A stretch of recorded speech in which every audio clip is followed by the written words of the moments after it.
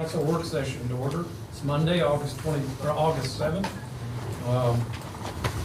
Welcome everyone to the Borough Council work session. No council action is taken during a work session. Mr. Bernier, do you have a trivia question for us? I do. Great. It's not Pennsylvania related. Okay. I'm Get a away little from that. disappointed, but we'll accept that. And stick with this book here. My children.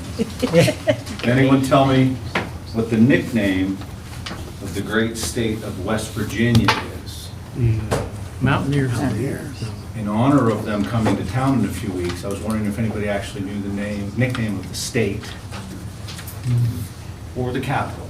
The capital's Charleston. That's right. The nickname for West Virginia is the Mountain State. Mountain State. Close, but no cigar. Very good.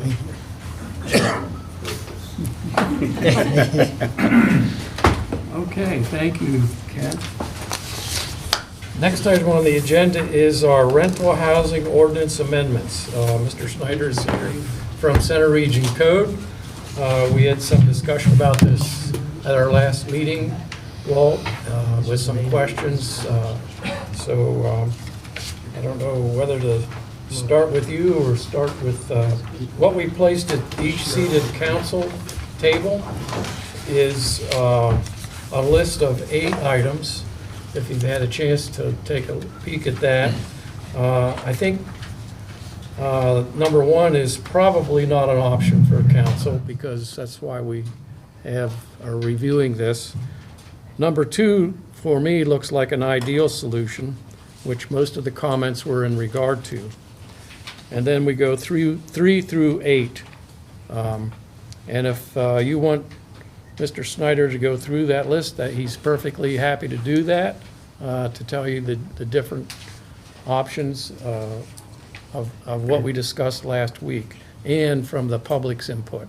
So number 1 is pretty explanatory, Walt, so. I don't have a list in front of me. Oh, here. Provide a list. Yeah. I'm sorry. No, it's okay. Okay, Give- sorry, it's give- my, give your- you're just running on my list? Lying on your list. Sorry, I thought it was a different list. No. Okay, Yeah, same list. okay. You okay Not a with that? problem. Oh, yeah, Okay. I know you created it. sorry, my apologies, I thought we were on a different list, so. No, my no, we apologies there. made copies. Oh, So first, I'm Walt Schneider, I'm your building code official. There have been a number of questions regarding how things get into this document, and I'm not going to get into a long discussion, but just want to let you know that basically the contents of this are a combination of public input, elected official input, staff input, it's a whole lot of stuff, but at the end of the day, this is your code. So I'm here as your building code official. We provide a document that then council can work from, kind of the menu. All right, it's my understanding that we really have 3 items that are in contention regarding the update of this document. The first one, as we go through it in just order of occurrence, is the 1016 document. So 101.6, which is subsection, is all about tenants' rights. This is really a policy discussion for council, okay? It's really up to you. It's not a life safety issue. It's a policy piece.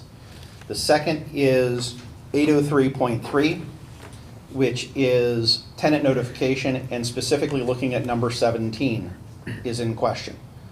Again, this is a policy issue. This was brought up from a public comment, as well as, oddly enough, 1016 came out of public comment, but this was about total ownership or total cost of renting and being able to have somebody have that decision capability.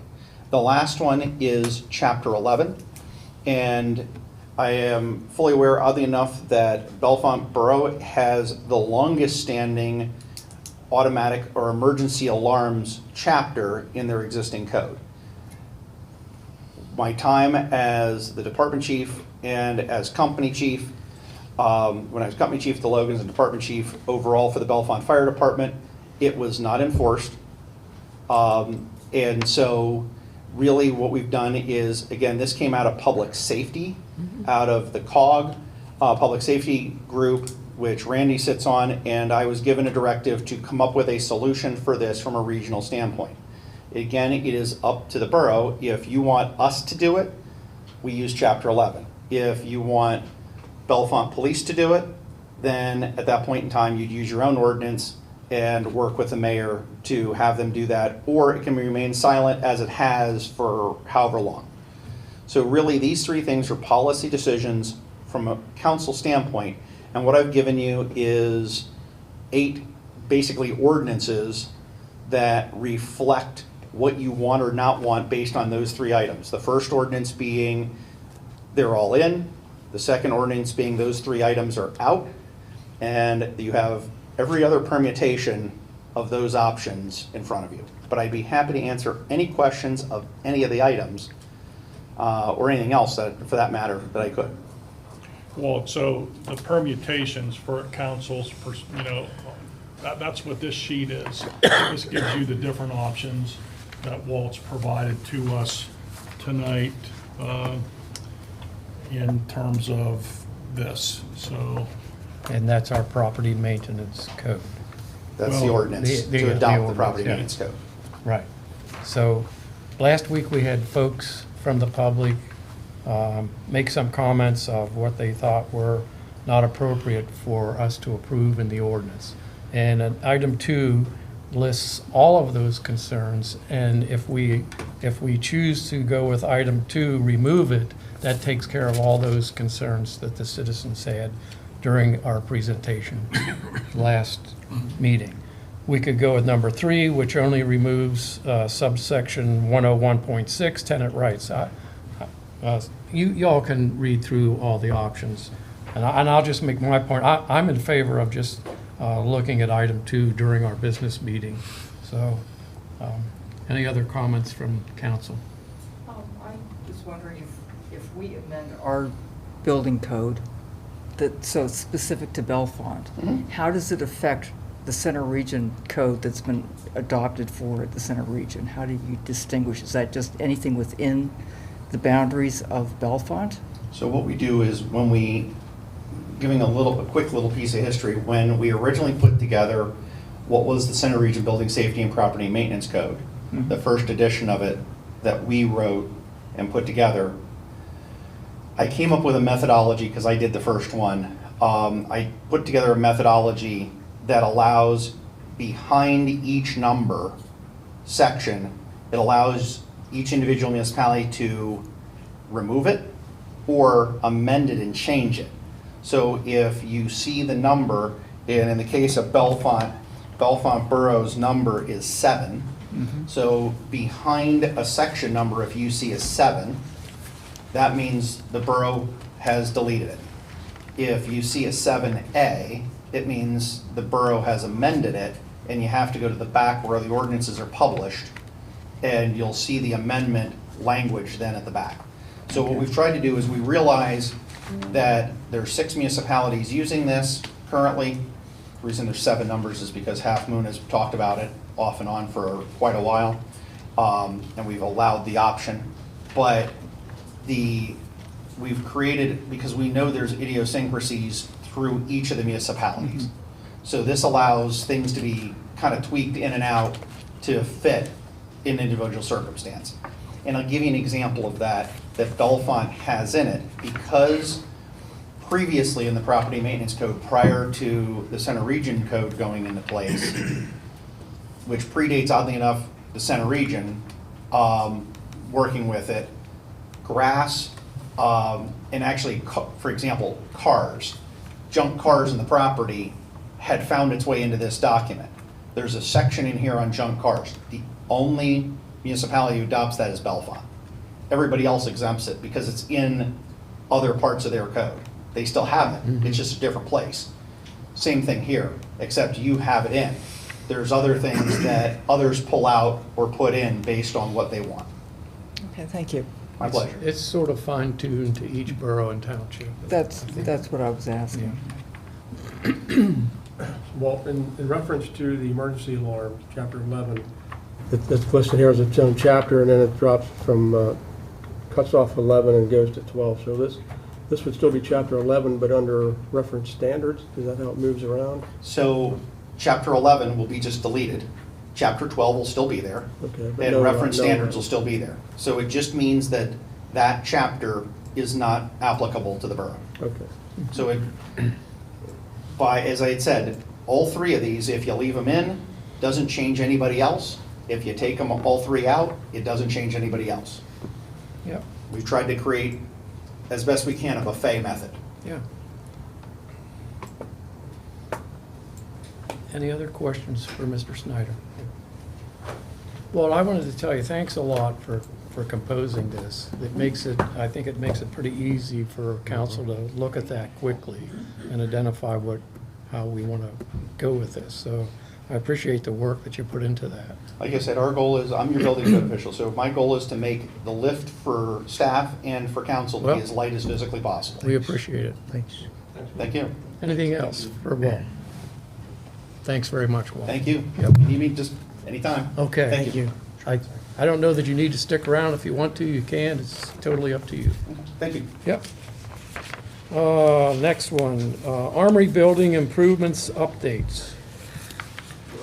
Do you want to take that? Is that? Well, there's a memo at the table I put together on top, so take a look for that. There's a lot of items at the table this evening.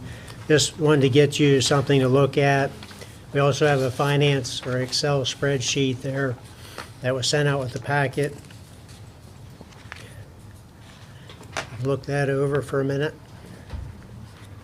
Yeah, there's a committee with Borough Council that we meet maybe every other month, something like that. And Ralph put together a list. I think you all have it at your seat. Yes. I can read through it for the public, if that's helpful. Sure. Tenant needs, the newest tenant needed some changes to the interior, so we took care of that. We're working on the backup generator. There's some exhaust repair on the system that needs to be managed. The ADA access ramp on the north side of the building, I think, is complete at this Yes. time. Correct. The access ramp, the ADA access ramp on the south side of the building, I think that's nearly complete. Well, isn't the it? south side, they haven't started. The contractor doing the elevator will do that as well. And I guess I was thinking the mechanics for the doors sort of in place.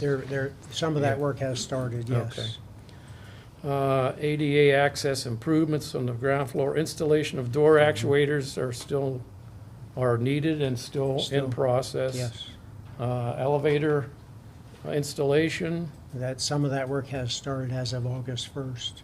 sprinkler system installation. We're still sort of. Yeah, I want to clarify, I think some time ago, we mentioned the bids for the sprinkler system came in and, everything came in together as a package.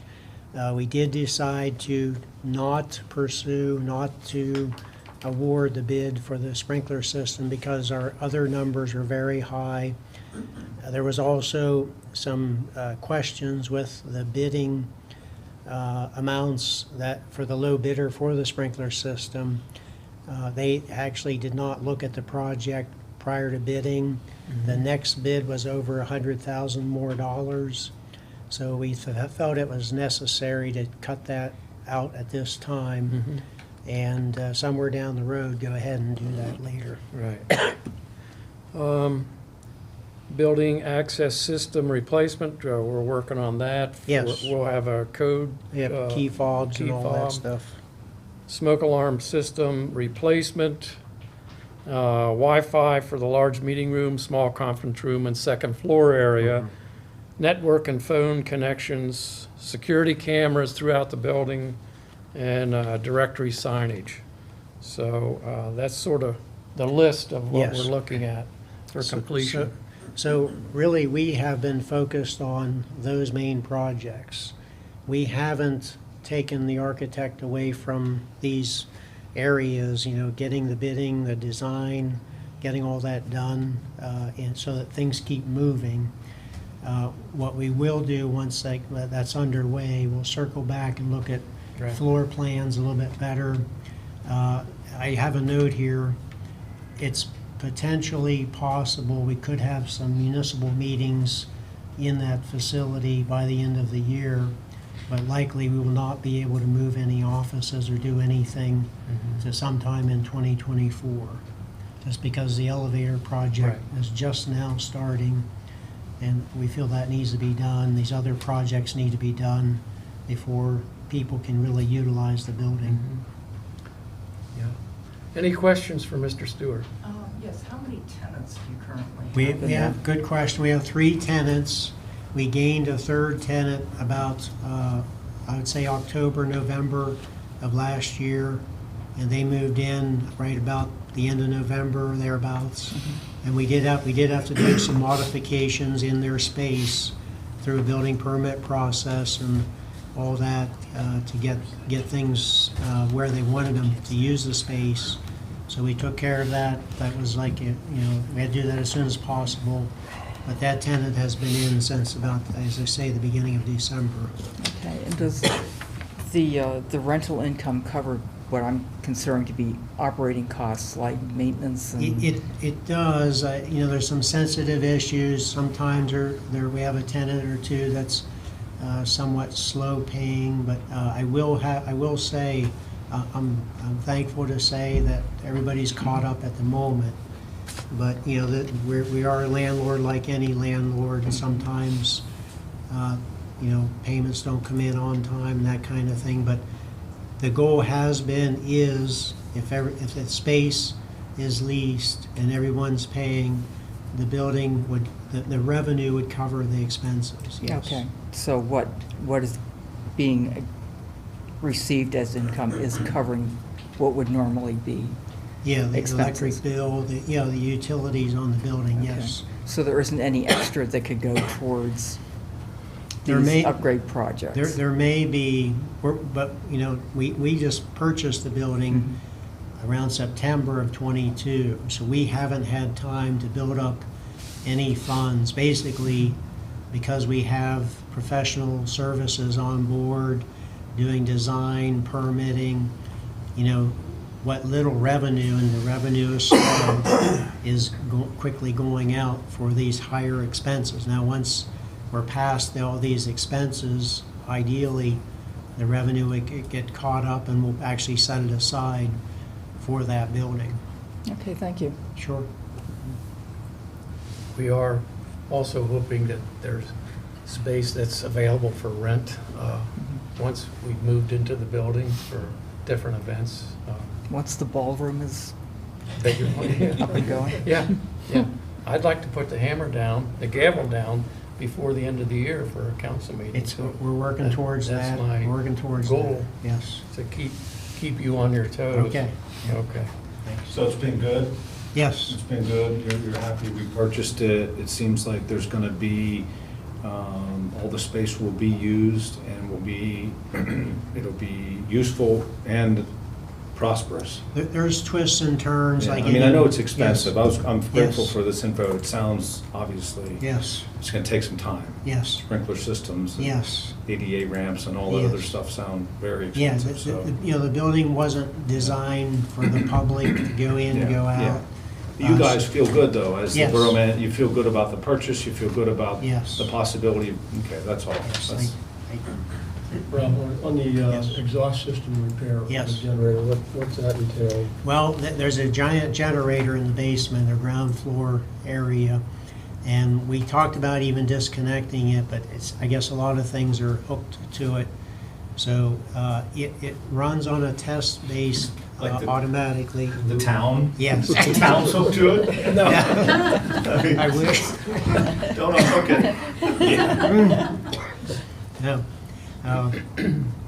The exhaust system, well, it has an exhaust system because it's like a giant Yeah, diesel engine, basically. Or it's gas. I've seen, we had a It's leak. natural Was that gas. leak ever addressed then? Yeah, I think it's, that's what- that's what they're taking care Yeah, of right natural. now. Yeah, it runs by natural gas. And it, set up automatically to run. Now, it was like once a week. We cut it back to maybe once a month.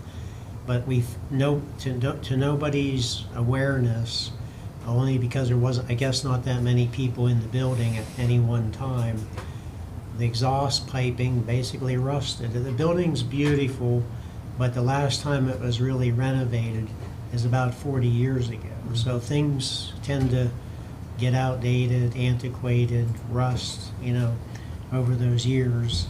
But that's the kind of things we're addressing, but it's a beautiful building. Yeah, it is. Yeah. I just, with that generator system, I think you are better off doing it weekly, maybe half hour. Yeah.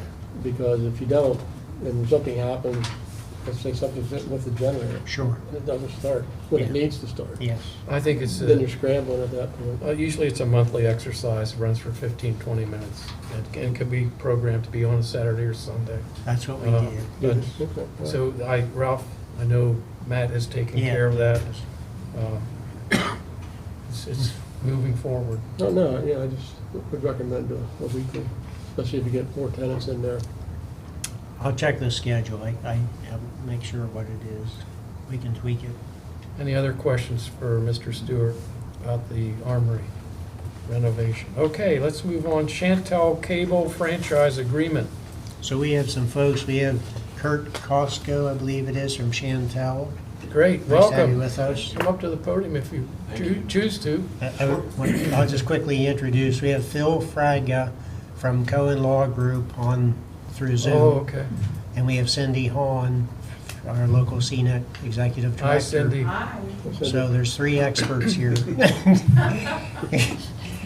You want to start, Kurt? Welcome. Okay. Sure. Thanks for Thank you very being here. much. Thanks It's for actually being here. more welcome back. So, many years ago, I was the tech ops manager here for TCI. Wow. Some of you remember that. So I lived down the road in Continental Courts. Okay.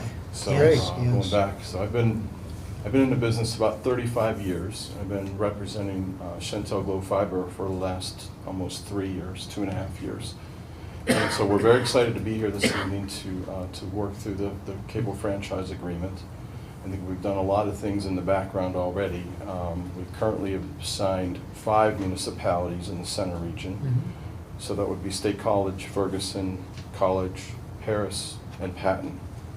And we're here this evening to hopefully work through a cable franchise agreement with the borough. We've also done a number of other communities within the state. We've done a lot of areas down in York, Lancaster counties. So similar sized boroughs probably would be Carlisle Borough. We're currently offering services there. Hanover Borough in York County. And then we're doing a lot of work in a lot of the townships and smaller boroughs down there as well. Okay. So we have probably 8 franchise agreements signed in York Township, probably around 8 in York County, and about 8 in Lancaster County, and then some of the other surrounding areas as well.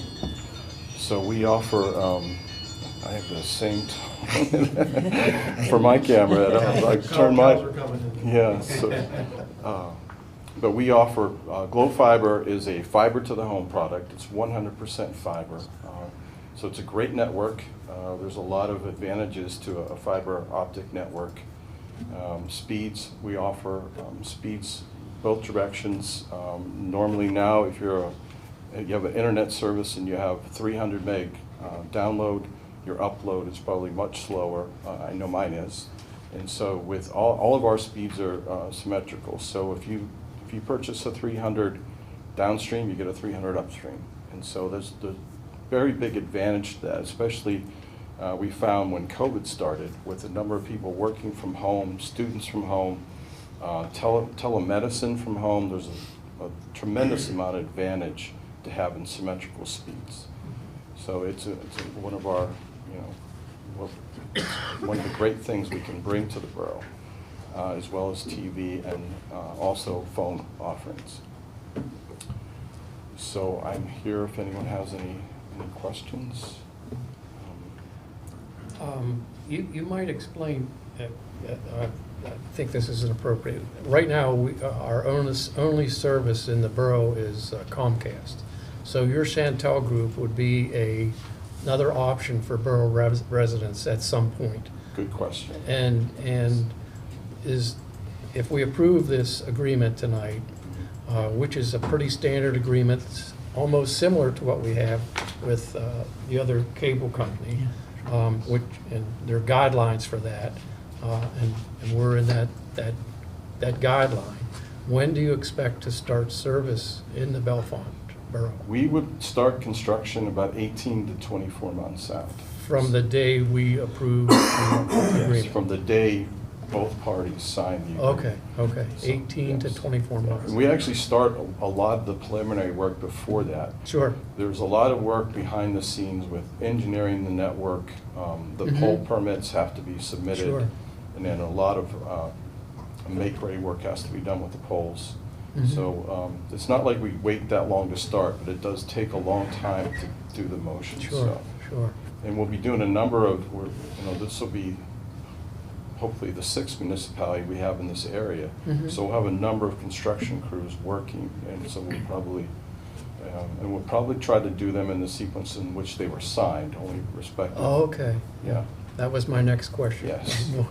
Yes, and we would be coming in as a provider competing against your current provider. Okay, So the way the franchise, and I don't want to take away from Phil, but No, please. the I'll chime in. Thank you. the franchise is non-exclusive, so that allows other companies to come in and compete against your current provider. And if someone else wants to come in after us, Sure. they certainly can as well. yeah, And so competition brings some great things to the marketplace. Yeah. And so we've seen that elsewhere, and it definitely benefits the residents from a competitive standpoint. So not only the offerings, but the pricing becomes very competitive, the services become competitive. So there's a lot of advantages to having more than one provider. As someone who's been in the business a long time, and talking to customers a lot on the phone, that was one thing that they always made clear to me, is I wish I had a choice. yeah. So I think one of the things that we're bringing would be a second choice for residents. Yeah, very good. Quick question on the 18 to 24 months, does that include the activities you have to go through to get that started? Is that part of that term, 18 to 24 months? Or is it outside that term? Well, we'll start the engineering probably in the next month or two. And once we do the engineering piece and design it, then we'll go and start on the pole permits. So that'll be ongoing over the next 12 to 18 months. And we expect the construction to start probably we're Great. hoping 18 to 24 months. In your packet tonight, you all have the agreement. Hopefully you've read it. There's I'm sorry, Oh, yeah. there's the agreement and then a cover letter from Phil, who represents, or is with Cohen Law Group, and really representing the borough in this case. I don't know if you want to add anything, Phil?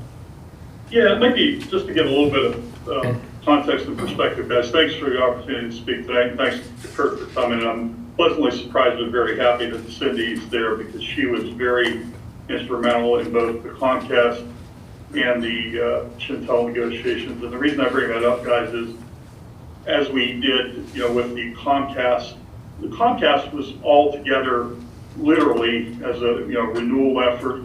The only reason there was a bit of a staggered start with you folks relative to some of the others is just, it's kind of the nature of the beast, but the term is overbuilders, a new entrant. So, and as Kurt alluded to with the lead time, it's not a hot cut, and they're up and running. It's obviously a significant capital outlay, but please rest assured that effective replicating of the Comcast agreement was quite intentional, and just as Cindy was instrumental, and again, invaluable on the Comcast negotiations, so she was here. So there are some contextual tweaks allowing for things, that are just fundamentally different with a new entrant / overbuilder. But we're very pleased with this, and you folks are getting, if you will, the agreement negotiated with the other center, county municipalities.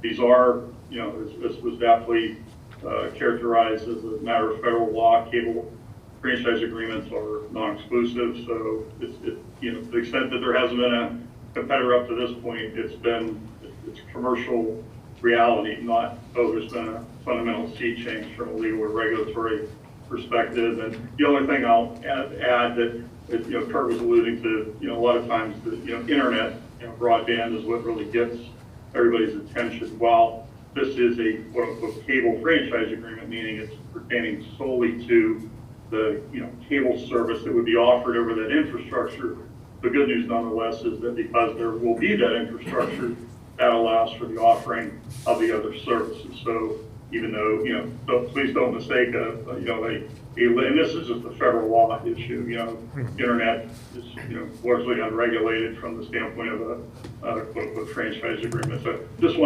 Kurt did a great job teeing that up and some of the questions back and forth, but obviously folks are, well versed in this area. So happy to answer any question, but I don't want to take the time just bloviating for the sake of talking here. Other than I will say, I'm calling you from West Virginia, so it's a bit of a rough opener coming up your way, so be kind to us, please. Okay. Mountaineer State. That's crazy. You Yes, sir. Yes, sir. for the trivia question. don't know that. I have a question, and this might be more specific, but I've had plenty of water cooler discussions with people who have a specific cable, and it seems like to get a certain TV channel or whatever, you have to bump up in a package, and it becomes very pricey just to get something like the Big Ten Network or something. Would there be something that's more like an a la carte where you could pick what you want and pay for it, or don't you know those specifics? Well, I could certainly, and Kurt, I'm going to ask you to jump in here. The notion of the a la carte and the fees are oftentimes, a couple of the most pressing issues. And, again, there are those issues that are within the borough and its capacity as a local franchise authority, as a matter of fact, along with those that aren't. So to some extent, again, without competition, there's no notion of, voting with one's feet, but we run into this all the time. It's really not, I wish I could tell you, give you a different answer here, but again, anything with respect to pricing or, packages coverage, et cetera, one would hope the benefits of, the competition in and of itself will drive that. We actually had, I'll turn this over to Kurt and see if he can, fill any blanks, but we actually had, with another unnamed client who had expressed concern that, the competition might actually draw down the pricing and thus reduce the franchise fee. And, that person wasn't necessarily in favor of a competitive entrant. And we just kind of respectfully said to him, I'm not sure I would want to say that in front of your constituents, but maybe you're a smarter guy than I am, that kind of thing. But again, not to duck your question, entirely fair, appropriate. We run into these things all the time.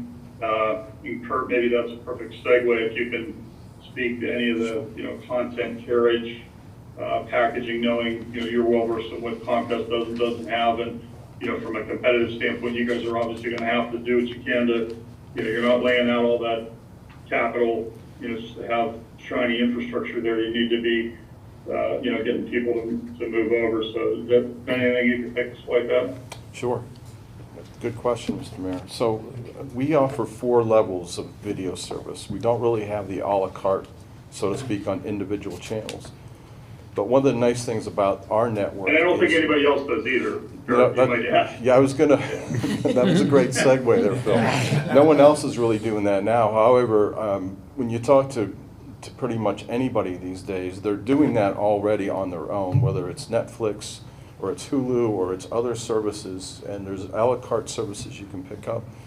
The whole video marketplace is changing quite a bit, as you well know. So, and we've kind of positioned ourselves to be able to provide some good packaging, and our prices have to be competitive in order for customers to switch. So that's where the nice thing is that now you've got 2 choices if you're a resident, and we hope you choose us. However, it's entirely up to the resident what they want to do. So. Yeah, that makes perfect sense. It just seems like sometimes you want a few extra channels, and it seems like you have to get 500 other channels mixed in that you never watch, and you're paying a lot of money just so you can watch the few channels that you really want to watch. If that, I'm sure you've heard that before. Many, Yeah. more times than I can probably. Thank you. That makes That's been in front that of makes our sense. Thank you. federal legislators for a long time. Yeah. But, and I also wanted to add that this is at no cost, all of what you're doing to the borough. You guys are taking the bill for everything in this process. That's another great So, point, sir. Thank you for bringing that up. So we're not here asking for any funding from the Right. borough. We're 100% funded, and we're not relying on outside funding from grants or other things. So we're, we're well capitalized, and we've done this in a lot of different markets. And so the beauty about this network is that once you build a fiber network, it's almost future-proof. I wouldn't say it's 100% complete, but really the only upgrade you generally do is the equipment on either ends. So the fiber is in place, and it has a lot of longevity to it. So, but yeah, we're talking several $1 million investment that we would be bringing to the community. So it would be a brand-new network we would be building here. Yeah. I may also add to Kurt's point, above and beyond the capital, which is obviously significant, but on a much lesser scale, but nonetheless, to tip our hat to Chantel, but for Chantel approaching you good folks, you would not be incurring the cost to have gone through this process, and there is no cost to you, as you presumably know, in that it's not even a reimbursement issue, but Chantel agreed on the front end to cover 100% of the legal fees for the borough, just as they have for the other Centre County and frankly the other municipalities that we're representing. So just wanted to throw that out there as well. Yep. Thanks. Yep. Okay, Kurt, well, any other? Question with- Yes, sir. With the other townships around Bellefonte, anything going on in there, in those areas?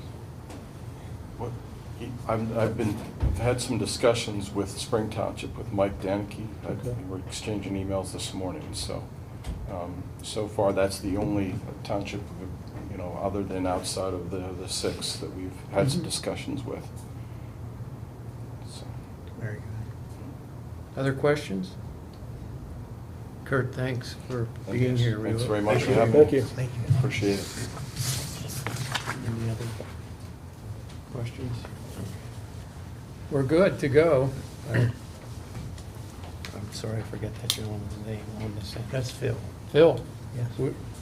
I don't think we have any other questions. We're good to go. You can either hang around for the business meeting or sign off, whatever you choose to do. So, Okay, I appreciate it. Thank Have you. any questions? Well, I thank everybody for your time, and again, thanks to Kurt and Cindy for coming this evening. Thanks you, for Phil. being here. Thank you. Thank you, guys. Yep. Okay, we'll move on to the last item on the work session agenda, and that's Governor Park Baseball Field access discussion. At our last meeting, we gave direction to borough staff to keep the facility locked when it's not appropriate or not for general public to use it. And we discussed signing the field. I think it's in your packet. So you want to add any comments, or Dawn? Dawn did some research, which we said we would, to see what other facility owners had as far as policies. Do they let anybody use the field as they wish, or do they have some kind of policy to access the field? So I'd let you take it over. Sure. Well, I'd like to, I didn't think we were going to have this much time to discuss it, so I'm glad we have the opportunity. And I spoke to the mayor earlier, and I'd like everybody to have, some input during the 20 minutes or so that we have. But some of the information that we were able to find out, number one, everyone is aware that we used a company called A-Turf for putting the turf out at the Governor's Park ball field. So we got in touch with our contact, and they have done 48 different fields in the state of Pennsylvania. Primarily all of them are school districts or colleges or something along those lines. Other than Bellefonte Borough, there was only one borough and one township. So in terms of municipalities, there wasn't a lot of comparison.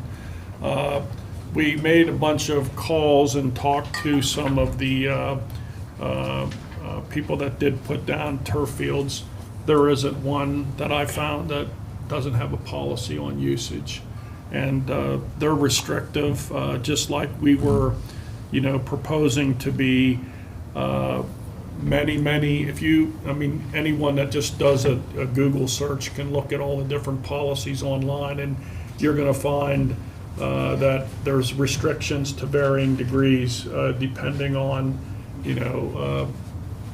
what the field is used for example. But one disadvantage that we have that I, found in really most of the policies that were out there is that a lot of municipalities that do have turf fields that where they're opened up to the public, they have a parks department that kind of oversees things.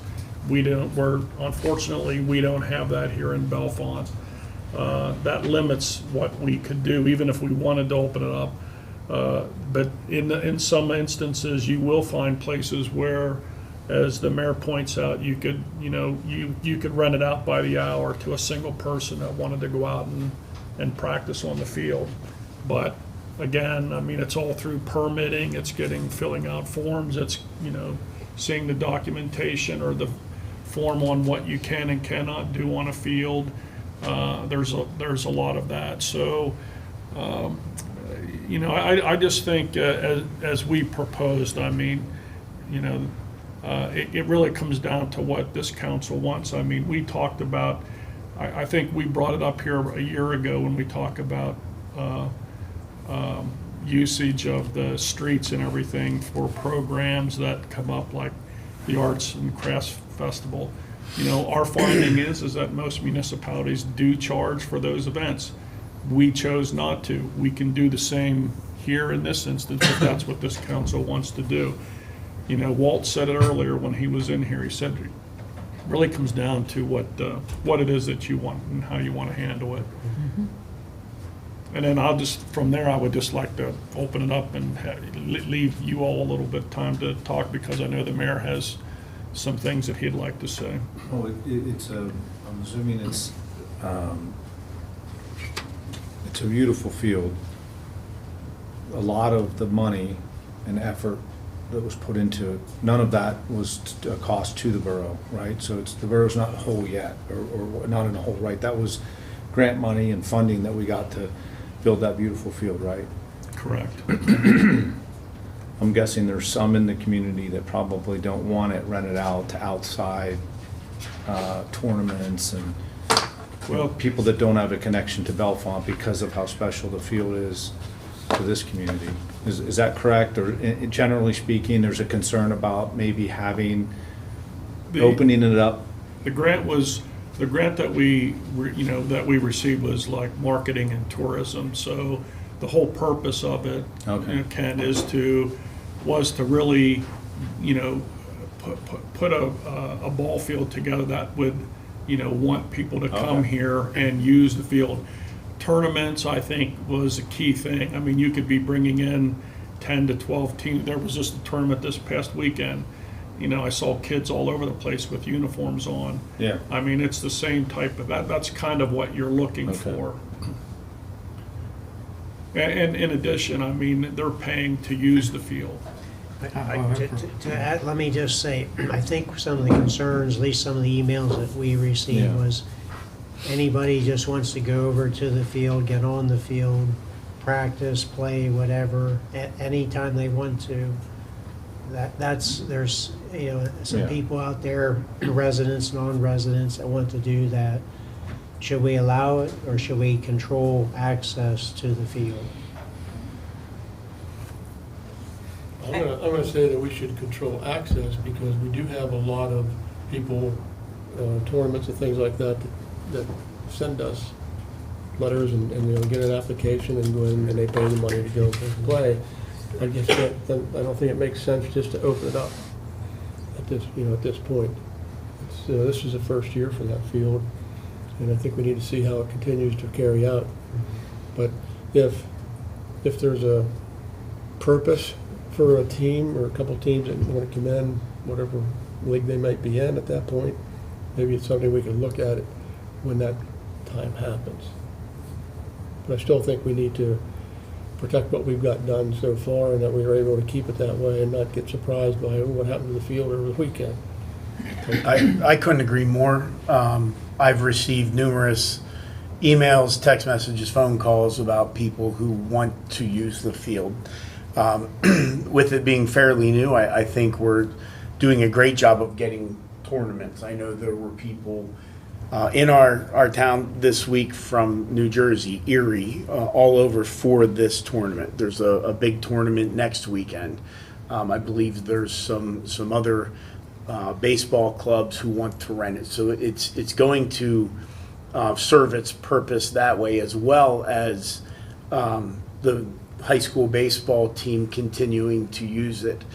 I've talked to numerous coaches in the area. I've talked to the Bellefonte athletic director. I spoke with Senator Jake Corman, who was very instrumental in getting the grant. And yes, they all say we need to make sure that the field is protected and monitored. At the same time, we do have current student athletes. We have alumni. We have people who would like to use the field to work out. So I see things a little bit differently. We all know that Bellefonte just won the state championship, so I'll put that plug in there. But that doesn't just happen without hard work, and we have a lot of kids in this area who are going to put in the hard work. So what I've received from all the people that I spoke with is they all agree, keep it locked.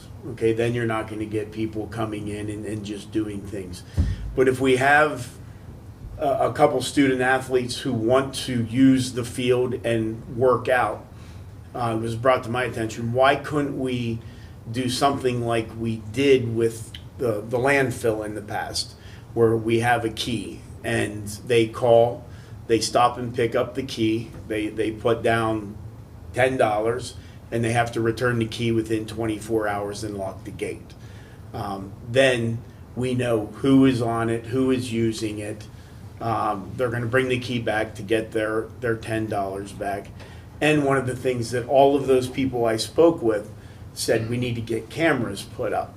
And I know that's mixed. Cameras are great, cameras aren't great.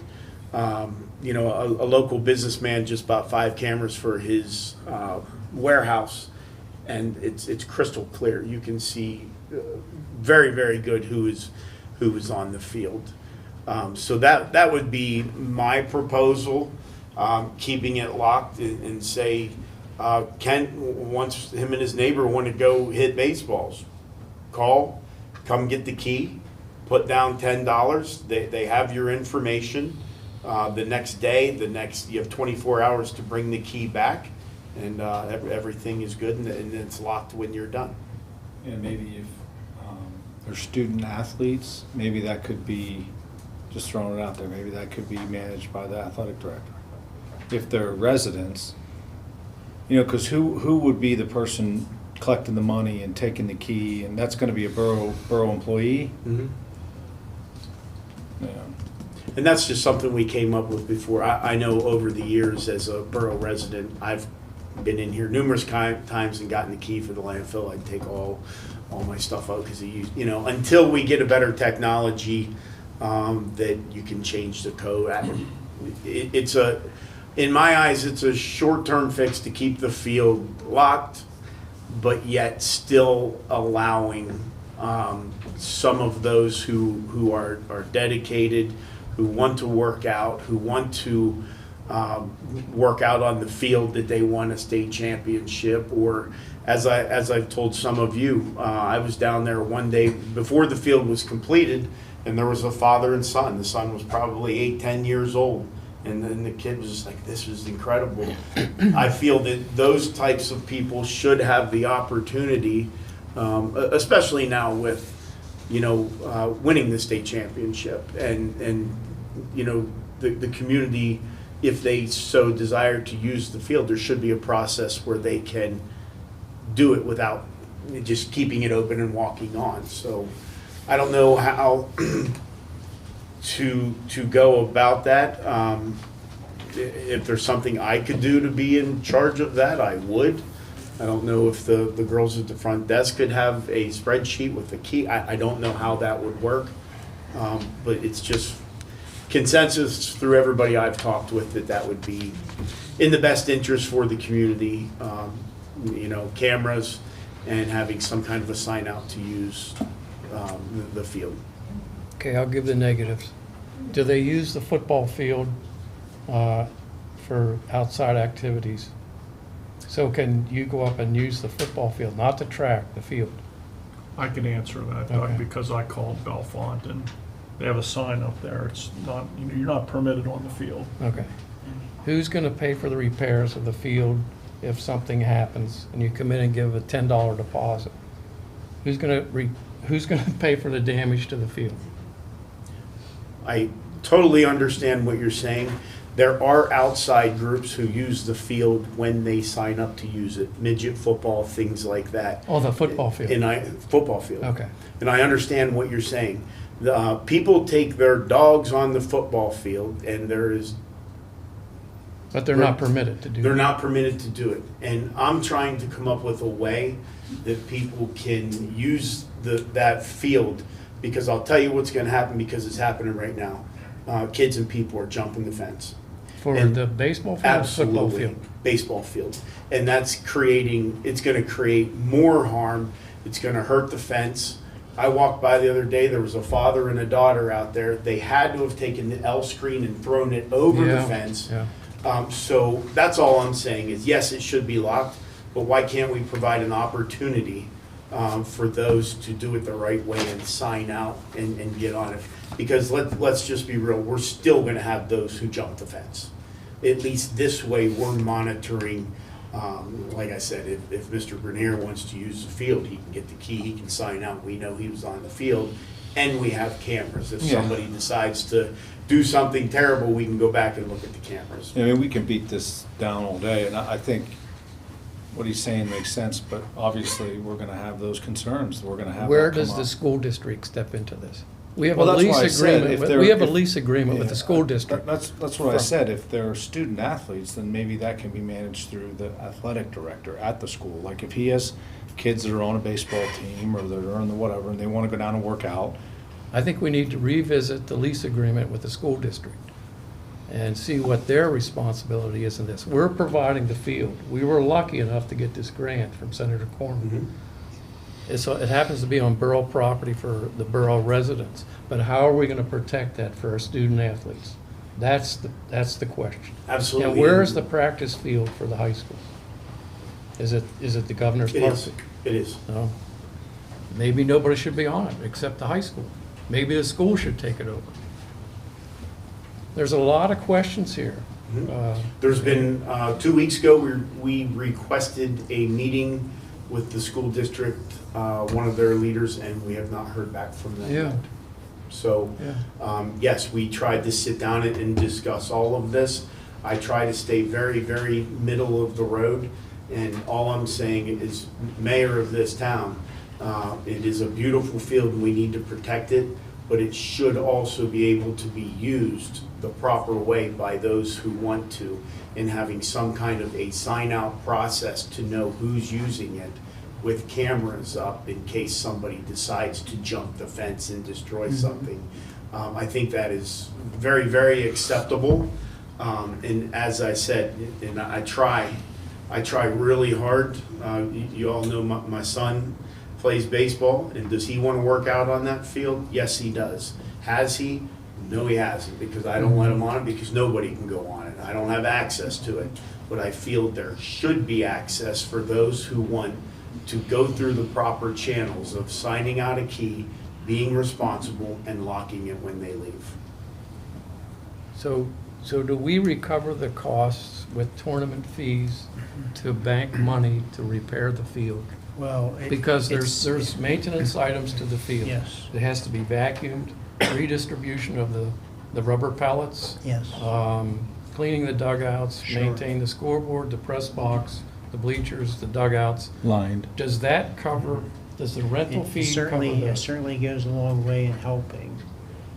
You know, if we were to replace a field, you know, it's gonna be thousands and thousands of dollars, but it covers the maintenance for per events. You know, the striping, as Kent just mentioned, the cleaning of the field, and running there's a grooms machine that goes over the field, filling in the low spots. It covers, the Pitcher's fees mound. cover that, yes.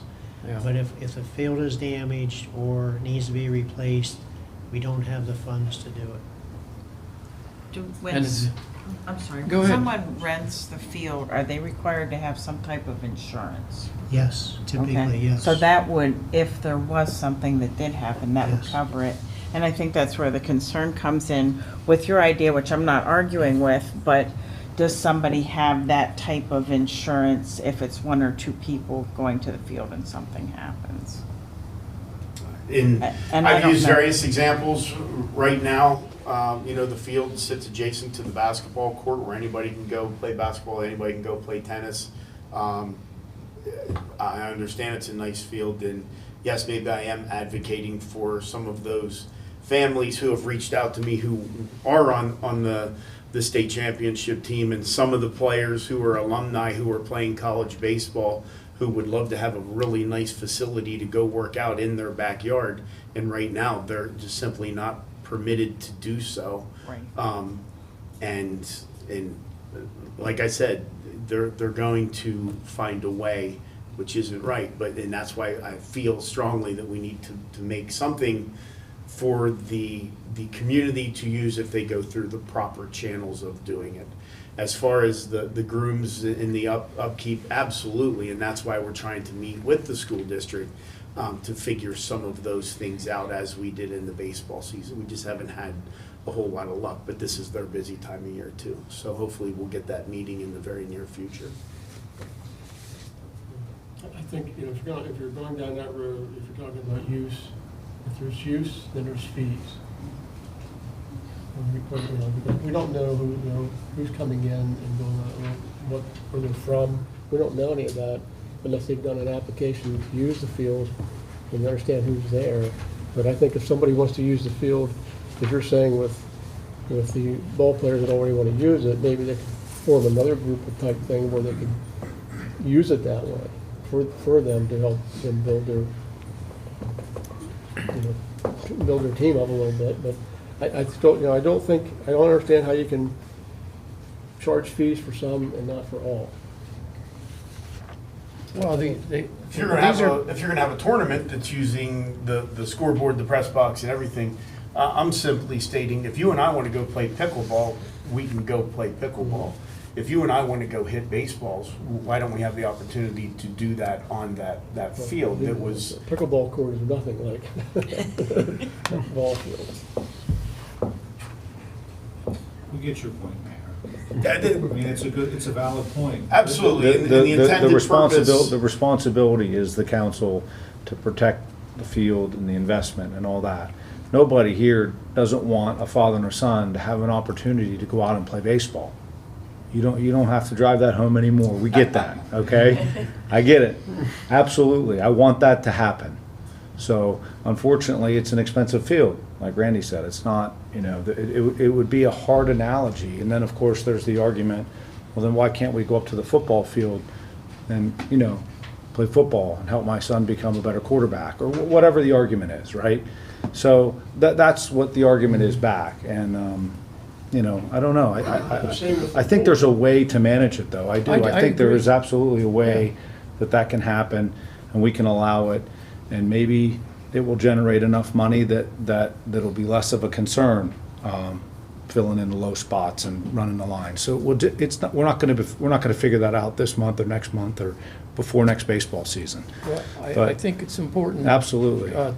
To Yeah. meet with the Yeah. school district. I mean, Yeah. They I lease the said field from that. March until June. Yeah. It's their total responsibility at that time. Yeah. And in the past few years, it was their responsibility, and they did nothing. It was lucky that the mayor and Senator Corman got together, put their heads together, and got this grant to get what we have. So, Right, they should be as passionate about what Exactly. he's saying as Exactly. he is or we are. I You gotcha. bet. All Yeah. right. So, I'm with you.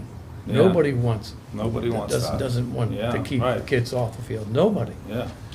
But what is it, 400,000 to replace the turf, something like that? Probably 3 to 4. And that's a 10-year warranty, 10-year lifespan.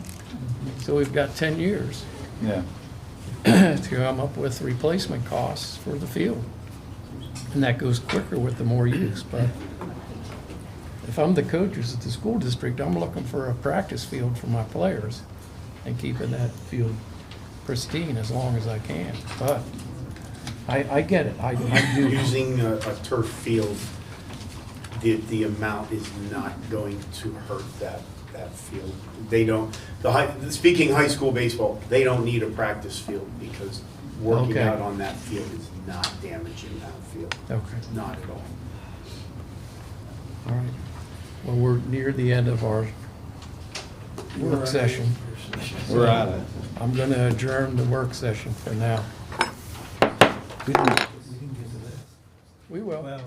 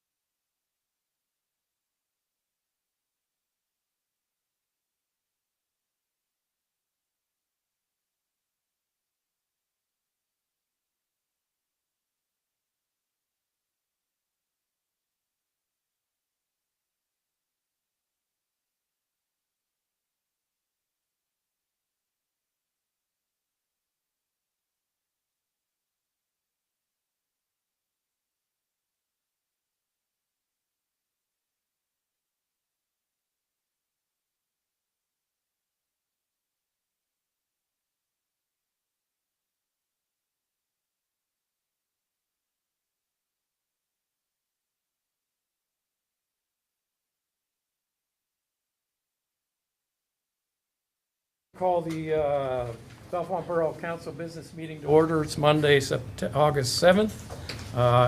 We'd like to have a pledge of allegiance followed by a moment of silence, please. I pledge allegiance to the flag of the United States of America and to the republic for which it stands, one nation, under God, indivisible, with liberty and justice for all.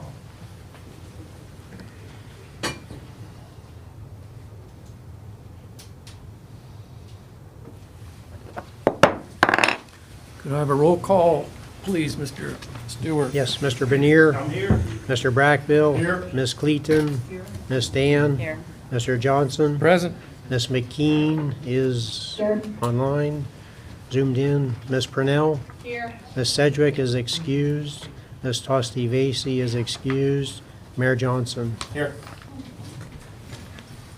Addition to the council meeting agenda. In accordance with Act 65 of 2021, if a matter is not on the agenda, council cannot take official action on it, with some exceptions. The council can act on matters relating to potential and real emergencies.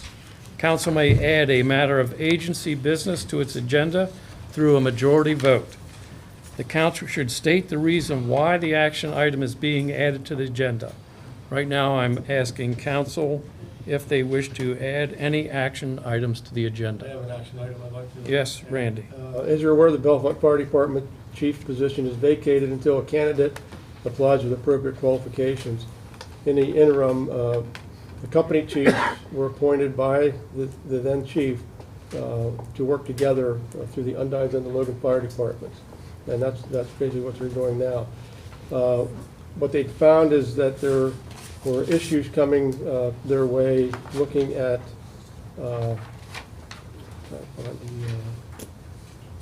for the approval of projects and things. Mhm. Basically- It'll go through code. It has to go- Plan reviews for Right. land development projects. And that's something that the chief had normally done in the past, and that talent's not available right now. So we can move it to code until that position does get filled. So I'd like to add that to the agenda.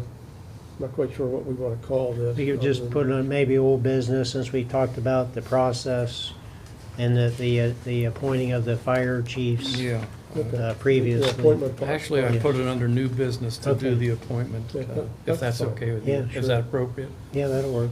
That's what I have. We've already appointed, I thought we already did the 2 fire company chiefs, didn't we? Yes, they're done. Yeah, they're done. They were Yeah. basically appointed at the Okay, last yeah, meeting. okay. So that's the motion. Yes. Yeah, that's the motion. Second to that motion? I'll second it. Thank you. That Any was discussion Clayton. on adding that agenda item for action tonight? Any discussion? Roll call vote, please, Mr. Halderman. Mr. Bernier? Yes. Mr. Brackbill? Yes. Ms. Clayton? Yes. Ms. Dan? Yes. Mr. Johnson? Yes. Ms. McKean? Yes. Ms. Purnell? Yes. Thank you. Okay, I'm going to ask to, I see a lot of folks in attendance. I'm not sure that they're all here in regard to that. I'm assuming that. Raise your hands. Hmm? You can ask for raised hands for, if you're here for Oral rental comment. code. Huh? Rental code. Oh, could I have raise of hands of who's here to publicly speak about the rental housing ordinance? A lot of folks? Okay, what I'd like to do is move that forward on the agenda tonight so we can get you guys moving on that, if that's okay with the rest of council. something with the police officers? Do you want to move Under them? the mayor.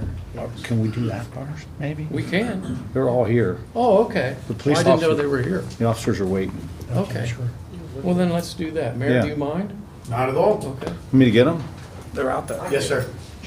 Oh, Yeah, the chief is here. Yeah, you- He's you're gonna on. speak. Yeah, okay.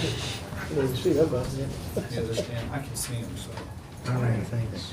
Thank you. Yeah, we need to get them out. Yeah. On the road. I know. I see you standing right here. I know. And they're just here for support. Yeah, you stand right there. All right. Okay, this is the third time that Macy has been recognized in public. Once at the courthouse, once here with Senator Dush. Duff, and now the mayor's back. Yes, sir. And so the police department's now going to recognize her. Face that way. So I'll briefly go over the what happened and how she was awarded this commendation, as well as Officer of the Year, Center County, and awarded by the senator.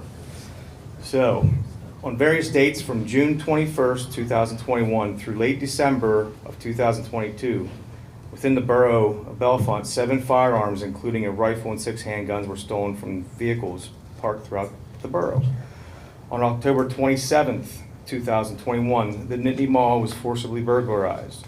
On November 15th, 2021, a 9mm round was fired into the doors at a South Atherton CVS pharmacy. Hit the button, Bob. There you go. And its doors were forced open, causing $1,600 in damage. On December 16th, 2021, another 9mm round was fired into the door of a South Atherton Street Rite Aid pharmacy, and a rock was used to shatter the window, and the actor entered the premises, causing $2,272 in damage. And then upon entering, the actor stole 13 prescriptions valued at over $5,000. So needless to say, Center County law enforcement put together that we had a problem. We're having more problems. On January 19th, 2022, the actor forcibly entered the Nittany Mall, then once inside, fired a 9mm round in the showcase window of a department store, and property damage and money were stolen. On January 3rd, 2022, the actor approached a man at the Super 8 Motel in State College, pointed a 9mm handgun at him, made him take off his clothes, and then took his keys, cell phone, and AirPods. On January 7th, 2022, the actor attempted to burglarize the North Atherton Street Rite Aid pharmacy by firing a bullet into its door. On January 8th, 2022, the actor used a fake profile on a dating website to lure a male in to the Econo Lodge, the Benner Pike. The fake profile featured a photograph of the actor's girlfriend. When the victim knocked on the door and agreed, he was approached by the actor, who was clad in all black and wearing a black face mask. The actor produced a pistol and pointed at the victim, ordering him to place his wallet and phone on the ground and telling the victim that he was going to shoot or kill him. The victim complied, whereupon the actor kicked him, struck him in the head with a handgun. The actor then collected the victim's wallet, phone, and fled the scene. The photograph from this robbery and a photograph of the female appearing in the profile on the website were disseminated among Center County law enforcement agencies. Then enter Officer Macy Neidig of the Bellefonte Borough Police Department. Officer Neidig conducted a traffic stop of a blue Chevy Malibu during the early morning hours of January 29th, 2022. It was a routine traffic stop for a relatively minor violation, but Officer Neidig brought to this stop the same qualities she has become known for: attentiveness, diligence, and commitment to her duties. The driver of the vehicle was a young female, and a male was the passenger in the passenger seat. Having carefully reviewed all the materials that was sent out by other law enforcement agencies, Officer Neidig recognized the driver immediately as the female appearing on the website profile that had been used in the furtherance of the January 8th robbery. Officer Neidig further noted that the passenger resembled the actor in the surveillance footage associated with the January 8th robbery, and in particular, he was wearing the same black sweatpants, distinctive in that they had a certain Nike logo on the leg as those worn by the actor who committed the January 8th robbery. Based on this information, an arrest was made and a search warrant was obtained. Officer Neidig's presence of mind and attentiveness in what might be viewed as a mundane, routine aspect ended the worst crime spree in recent Center County history. Her exemplary performance on January 28th is a lesson to us, all of us, to be prepared, know what's going on, keep your eyes open, and maintain focus and situational awareness. So having said that, Officer Neidig, you are hereby awarded a commendation for your resume. And you will also have a vest to wear in your uniform. Okay, thank you. Anything to say?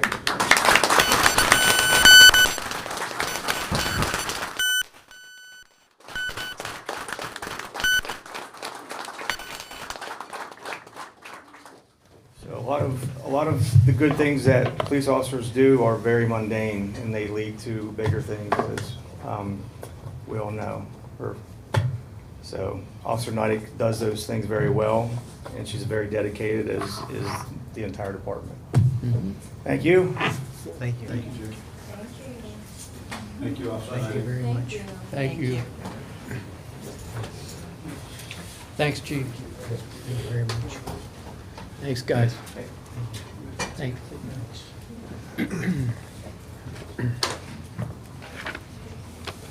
Okay. Now where am I? You were gonna do a straw, well, we know about how many people is here. We're gonna Yeah. try to move up Yeah, maybe an action item on the rental code. yeah. So I'm asking council if they're okay with me to move current and old business action item up to help get some folks home earlier. I'll make that motion, Mr. Okay. President. I'll second it. Thank you, Barb. Rock call. Need a roll call vote for that.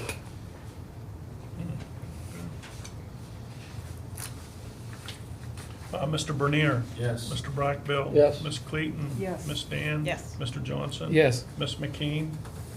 Yes. Ms. Purnell. Yes. Okay. So, to get, go Well, ahead. let me summarize. We did talk about the rental code amendments in the work session. And what they did is they decided to take out the tenants' rights. Here, maybe you read those Yeah, sure. sections. Sure. So, what we're proposing is to remove subsection 101.6, tenants' rights, subsection 803.3, tenant notification item, which is item 17, which is utility bills Yes.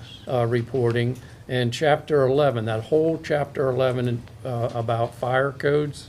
I can bring it up Yeah. on my computer. Emergency I beg your pardon? alarms. Emergency alarms. Yeah, the emergency alarms, it was a whole chapter, chapter 11. So every item that was brought to council's attention at the last meeting will be discarded or not approved. It actually goes back to the original property maintenance Yeah. code that we have in place, Yes. Other than the actual building code amendments. other than the actual building code Yes, amendments yes. that are just word changes in the document. Bill, Yes. come on up to the podium if you'd like to talk.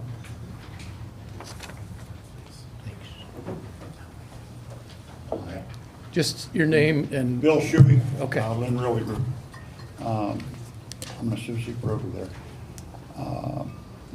One question I did want to ask sure. is there anyone here from COG? They were here, Walt Snyder was here, but he left. He was here for the work session. Oh, And we had a you little straw. go. Was he the gentleman that was here when I walked in? A blue shirt with Yeah. the code thingy on? No. Oh, No, okay. okay. Well, I'd like to talk to him anyways. But anyways, Well, let me no, tell you, Bill, listen, he'd be more than happy to talk with you. okay. But, Anytime. my position is, when they passed the code thing, when we first got in there. okay? Originally. The original. Yeah. Why do they still have sections in there about State College this, State College that, and all that? This code is for Bellefonte, it's not for State College, it's not for their whole, why, instead of sitting there making this stuff up, don't they make a uniform code for us so that we know what we're doing? And we don't have to put up with all their shenanigans up there. I mean, I heard State College Borough pass it just the way it was. You wait till some of those agents up there and stuff run into, it's gonna be a mess, I'm just saying, I hope, it sounds to me like you did the right thing, okay? I hope that, everybody understands that a lot of these people here have apartments here, and, I don't know, I think I'd have to talk to a couple of them and stuff to see how they feel. But I wish instead of putting a cookie cutter thing in here, they made up for Bellefonte Borough. They're taking our money, I'm telling you that right now. I mean, some of the guys, just the guys here pay them several $1,000s, okay? And it's not that we want, I know we have to have inspections and stuff, and everybody else here is the same way. But then, if you look at this thing, in that thing, State College is 3 years, and we're 2. Why? I don't understand. I mean, it's okay by me, I mean, trust me. But, because I keep my places up.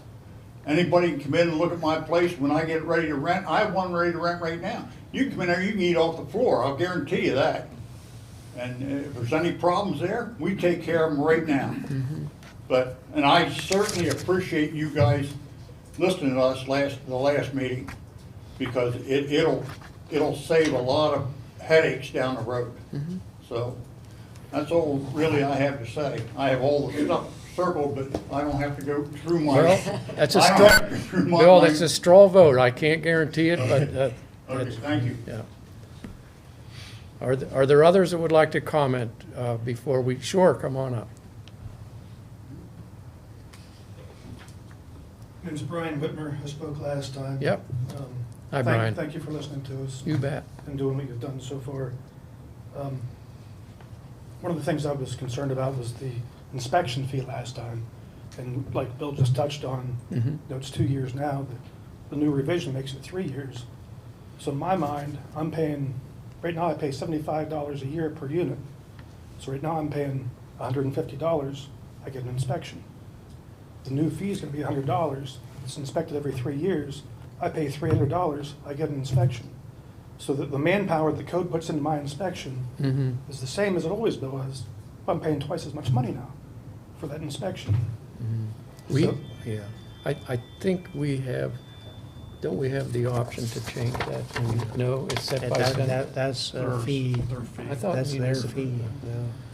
Yeah, for us to have them as our code enforcement, that's, we can, Bill, we can talk about that, but I don't think we can change it. I mean, like I said before too, as I recall, when the Center Region Code took over Yes, the whole thing, I think back then we were doing annual inspections. We were. And when they took it over, they weren't concerned about that, the money was okay, they dealt with the fees, what you had at that point, which back then I think was $35 maybe, $40? Yeah, something I like wasn't that, on yeah. council at that So, I time. mean, that's, it looks like a money grab to me, or they're just trying, I don't know what they're trying to do, but I don't like that at all. Some other things in there that I didn't mention last time, some of these notices they have, like,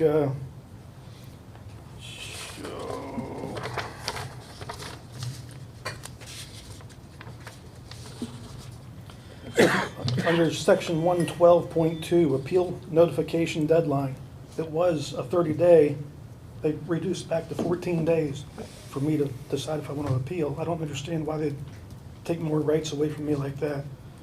Not that it's. I have to get to that. What section was it? Section 112.2, appeal notification deadline.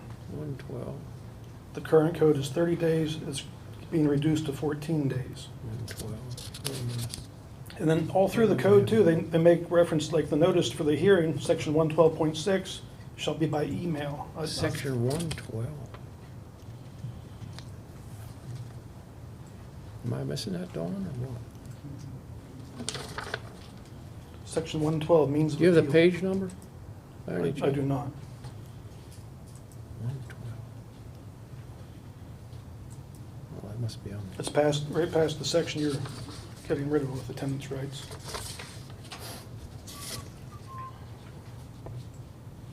Oh, no. Sorry, Bill. Right. Sorry.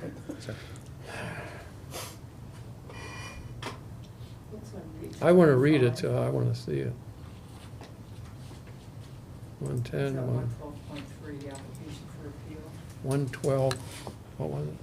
112.2, the deadline for the notification to appeal. 112, I think 25. where am I missing it? I think it's on up here, isn't it? Back here? Yeah, I think so.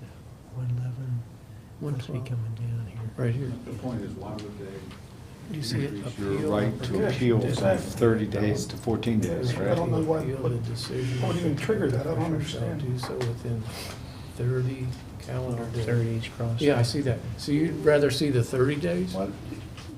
What he's saying is, why would they decrease? from 30 to 14? Yeah, what, that's like, That's a good question. Yeah. If council agrees to, we can amend this to the Bellefonte Borough. I know, If- that's why I'm here Yeah, talking. yeah, okay. So if yeah, it's continue, council, continue about the emails. yeah. Okay, and then section Wait a minute, 112. let me write that down, 112. Point 112.2. 2. Okay, 112.6, notice of the hearing shall be by email. Yeah. I'm not real comfortable with that at all. I don't check my email hardly ever. And they don't even have my email at this point. does it give you options other than email? Usually it says hand delivery. In that or- particular one, it did not. Usually it says by letter or hand delivered. Shall by, okay. Doesn't say they're gonna do the other ones and. We can email. change that. So, We can add either by US mail or personal delivery. Is that better for you? yeah, I'd like to, Okay.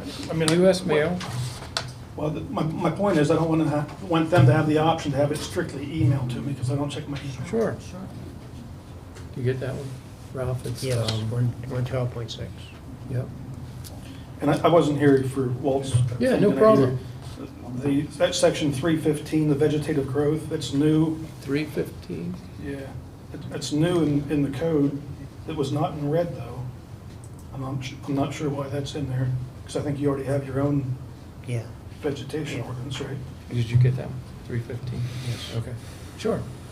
Section 317, visitability, that's a new section, which is not in red either, so you guys might not have seen it if you read through the code at all. That's, 317. I don't think that's very compatible with historic Bellefonte. Then 318, storage, another new section that's not in red. And I don't understand why that's there either. Did you say it's not in red? It is, those three I just read are not in red. Well, there weren't any changes to They're all brand new. They weren't in the previous code. I went through it section by section. It's not in the current code. 318. Yep. 317, 318. Yeah, I'm getting there. I wonder if it's in italics, because that was a change too. No, even it's just straight. though- Was it straight text. print? I'm getting there, Ralph. Yeah. 318. 318, Yeah, 317 and 318. okay. 317. This stability is one, this whole section. Okay, that 318, the whole section. Yeah. Scope and minimum requirements, is that the one you're looking at? Yeah, 318 storage, right? Yes. Yep. See that in italics, 2-1, okay. What do you want to do with that? He's asking that it be stricken out. You want to strike that out? We're good without it up to date, so I don't know why we need to add it now. I don't, unless there's a reason why it's in there, I don't know. That's why I'm really asking the question, why is that in there? 317, visibility. Visitability, yeah, that's Do you all know what that one is? exactly, get it out of there. The requirement of this section apply to 1 and 2 family dwellings that receive a building permit under the Uniform Construction Code of Pennsylvania for initial construction after 30th day of September 2017 and are intended for a rental housing permit under this code. Minimum requirements. At a minimum, each rental unit shall have one floor that meets the requirements of the Type C unit as defined by Section 1005, Type C. Visible, whatever that is, I don't know, units of the ICCA 117.1. Accessible and usable buildings and facilities. It could, now, what we don't know is that's something that came in with an updated statewide code. I don't know if it is or Personally, not. I've followed this stuff for years. Okay. State College Borough debated visitability for like a year and a half before they passed it up there years ago. Okay. I'm assuming that's where it's coming from. Yeah, I But don't. Type C, that's all accessibility stuff. Okay. A whole nother section of code you need to go back through, just complicates things for all of us. Well, I'm just saying, if it's something that we have the ability to take out, they can consider that, but if it's something the state says is part of the statewide code. Ralph, this doesn't even apply to us. It's 1, 4, and 5. Okay. So we're number 7. Yeah. No Yeah. 7 there. Doesn't Okay. apply. That's what, see, I that's, think the number It's- is whenever you're not doing it, if I read it right. Yeah, from what the gentleman said Yeah. that was here, the way I understood what he was saying was our number was 7. Again, confusing if 7 is attached to the Bellefonte section Borough. It says of. it right in the bottom of the page. I don't have that with me. Sure. So if you read that, turn that The fine print on following- the bottom. notion behind the section number denotes the municipality. 7, Bellefonte, yeah. It says 7 for Bellefonte. Bellefonte Borough is 7. Yeah, I understand that, but it says if that number follows it, it does apply or does not apply. That's the question.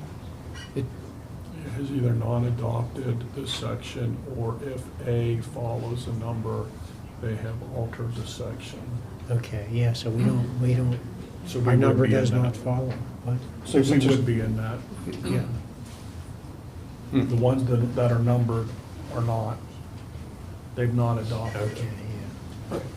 So as it stands now, you would adopt that. You're right. Okay, that's what I thought. So we could add that to be deleted. Section 317, 1, 4, and 5. And 318. Let's just see.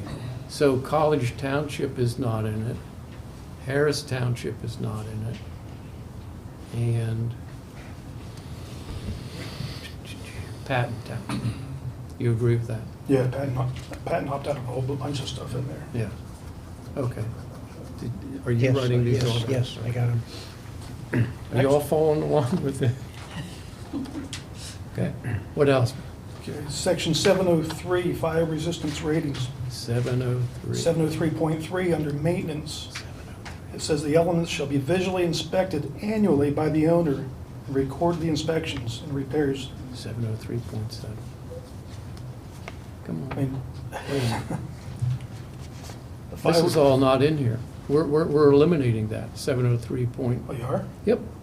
All the red is gone. All the right out of the whole Yep. code's gone? Yep. Makes that easier. Is that right, council? That's what we agreed, that's what we were talking about on this. Wait, hold on, we have 803. Yes, Only 803. I yes. thought we were pulling this as well. Okay, what is it? 703.7. 703, fire resistance ratings. Oh, I thought that was wrong. 703.3 specifically. 3.7.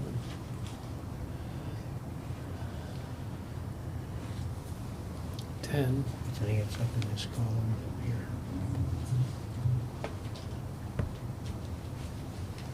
Yeah, Vertical shaft. 703.3. Maintenance. oh, so thank you, thanks Thank you, very buddy. much. Thank you.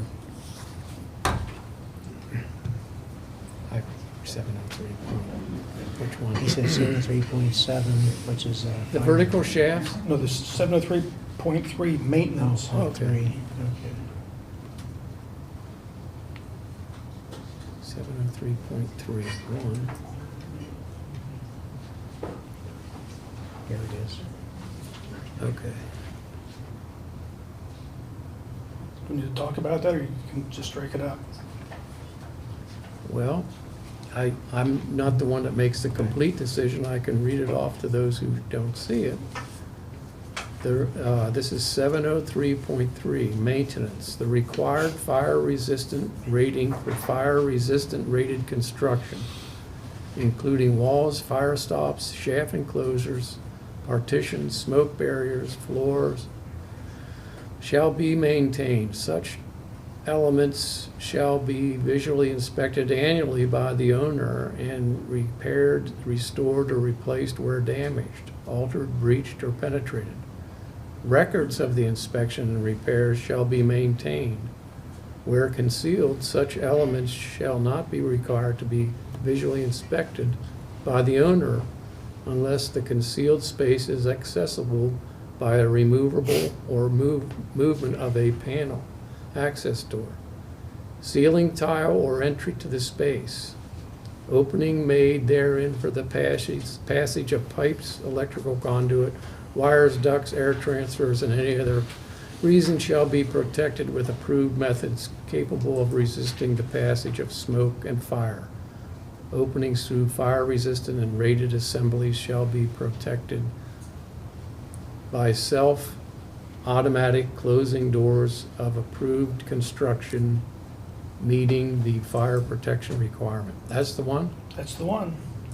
So what do you object to in that? My issue is inspected annually by the owner. First of all, if this is important, they're trusting me to inspect it, but the rest of the code, they need to inspect. I don't understand why that would be different for starters. Second of all, we're dealing with apartments, not office buildings, where in an office building, people come in all the time and run new wires and stuff. I understand that. These are apartments. Nothing changes. Every year I gotta go around and say, yep, that wall's the same as it was last year. You put that Write it down. expanding foam in that hole through the wall for the Yeah, pipe to it's come still there through. from last time, so it's just Seems redundant to you, no? very to me. What's the rest of the council think? I don't know, because I can't follow anything you guys are talking about. If you can get onto the borough website, you can go to the property or the code. Well, Same it'd be thing. nice if we got these screens, we could use these and put it up there, so everybody can see it. I could make a suggestion. Yeah, sure. I mean, it's clear that residents of Bellefonte don't like the changes, Some of them, some of them, yeah. many of them. And one of the communications that I read says that we're not in favor of the current changes to the Center Region Rental Code, which would make me believe that these folks were okay with the code the way it was before all these changes were proposed. So rather than take the time, the Borough Council for the next hour, and go through these line by line, I'm not in favor of voting for this at all, any of the changes, because there's so many problems with so many of them. So I don't know why, I don't know where we're gonna get with going through these and writing sections down that none of us can follow anyway, and striking them. Nobody doesn't We only agree that addressed, the we state- only addressed the ones that were brought to our attention Right, at the last and now there's a meeting. whole bunch more, I'm assuming, are gonna be Right, brought to so our I attention. asked him to send us objections, and Yeah. he wasn't comfortable doing that. So we only addressed the ones that you spoke of last meeting. These are all new to us. Except for the fee. I don't think it's gonna change. Yeah, and I guess there's some that can't change because they're state. That's correct. They're state Yeah, regulated, so which I'm these sure are they new, understand. these are new requests. I'm sure for they us. understand as owners and renters more than your average borough council member. What's So, our time limit on finalizing this? I think they actually wanted it done beginning of month ago, August, a yeah. month ago, July. what would happen if we voted it down? What's the outcome if we say no to the proposed changes the way they are? There's too many for us to disagree with, let's say. What's the outcome, Ralph and Dawn? Does that create a major problem for Bellefonte Borough? I think you could rephrase it that there's just the statewide building code amendments. Stay- If go that's into it. all Ones that you're we can't adopting. change? Yeah. Yes. Okay, well, Other than that makes good common sense. Yes. There, I think we can agree on common ground.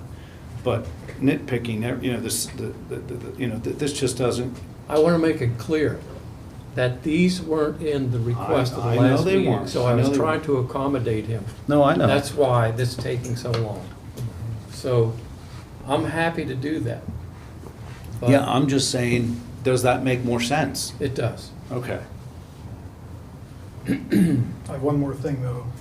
Go ahead. If you're going to go that route, that's great, but if by chance you don't go that route, Section 704, fire protection systems. Section 704.1.3, required fire protection systems. It states fire protection systems required by this code, Yeah, 1.1. the International Fire Code, and the International Building Code shall be installed, repaired, and operated. Are they trying to get us to install sprinkler systems with this section? That's all I have. Thank you. Yeah, you're welcome. Thank you. Hmm? I don't think it has anything to do with water system. I didn't even, what does it have to do with that? Kind of sounded like it did. I mean, I didn't even understand It's that. more of alarms, making sure the alarms are working. That all comes out under number 11. We've written them down. We're gonna vote on something tonight with your motion, okay? And then we'll revisit it if we need to. I like what Ken said, and I respect everybody's speaking up. I guess while I'm listening, before we go and say, unless it's a state adopted code, it's going to go out, is there anything that was added in there that everybody really likes that they don't want thrown out that they want to stay in? That would be something to look forward to, so something doesn't get thrown out, and then somebody's like, wait a minute, we wanted that in. So, might be a no, and that's great, that's fine.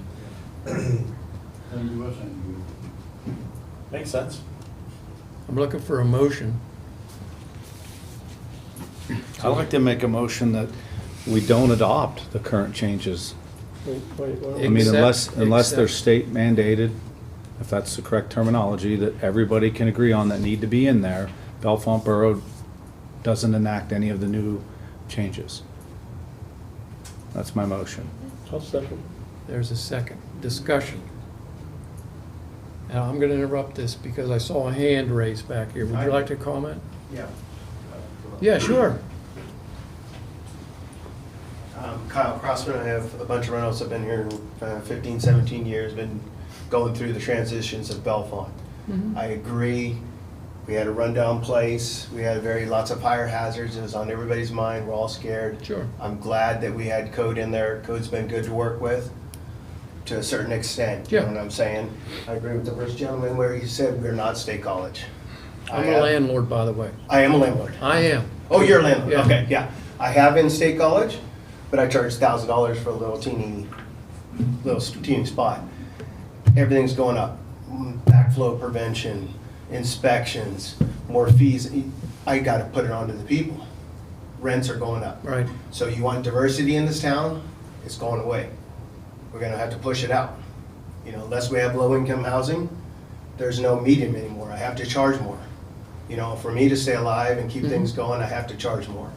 So do we adapt State College? That means the prices go up and then we're pushing everybody, what, out to Howard, out to Tyrone, out to Phillipsburg? Where do you want to push everybody? You know what I mean? So I kind of agree with them. I haven't looked it over like a lot of people that are educated with all the codes in here. I think if we were gonna do it, if we all had a chance to write it all down and give you all our comments, and then you guys can vote on it, I think we just need more time. We're voting on it tonight. Okay, That doesn't stop you from making the comments and suggestions to Yeah. modify it at all. Yeah. It just seems like it's. We're not changing anything if we vote on the motion that's proposed that was in the pre-existing code. Right. Except for ones that the state mandates us And to. I totally agree with that. Well, We that's all what wanna we're voting keep- on. Nobody wants Yeah. anybody to die or get Yeah. hurt in any of our places. That's the motion on the floor right now. That's the motion. I totally agree with that. Okay. But the other stuff, I just, we need more time if we're gonna do that. Sure. so. Any other discussion from council? I need a roll call vote, Mr. Halverman. Mr. Bernier. Yes. Mr. Brockville. Yes. Ms. Clayton. Yes. Ms. Dan. Yes. Mr. Johnson. Yes. Ms. McKean. Yes. And Ms. Purnell. Yes. Okay. Thank you. Thank you. Thank you. So we got that all there. That's what I thought. Thanks for listening to us. Thank you for Anything we coming can help you out. with? Thank you very much.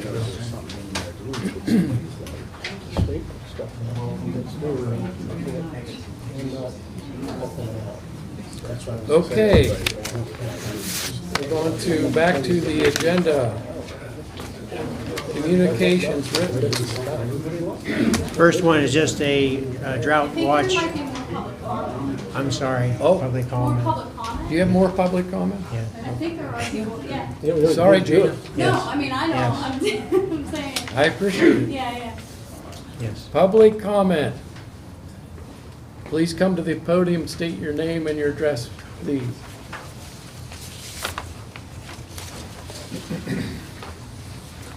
Good evening. I'm Jerome Kinney, and my wife is Beth Kinney. We live at 131 Elm Street here in Bellefonte. Our adjacent neighbors are Jeff and Pam Beck, who reside at 1209 Pine Circle, Parkview Heights. They've been doing a hardscape, a retaining wall, a pavilion project right off the Teener League ball field for the past year and a half. LOA Construction Company, contracted by Jeff and Pam Beck, removed trees, our trees, and fill from our property. They built a retaining wall that's encroaching onto our property. They've tied the wall into our property without any prior discussion or permission from us or from zoning. Our property survey pins that Zach Gay, the county surveyor, placed. We hired him to place those bins because we wanted to know exactly where our property was after we bought our house. They were removed by the Becks during the excavation. We have 25 arborvitaes that are in jeopardy of being destroyed due to the excavation that has been done. There's a high drop-off, greater than 10 feet, that has been created just on the other side of our arborvitaes, which now is a safety hazard. These are arborvitae giants.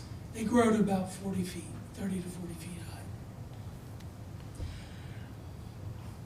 It's a safety hazard for our neighborhood kids who are all around us.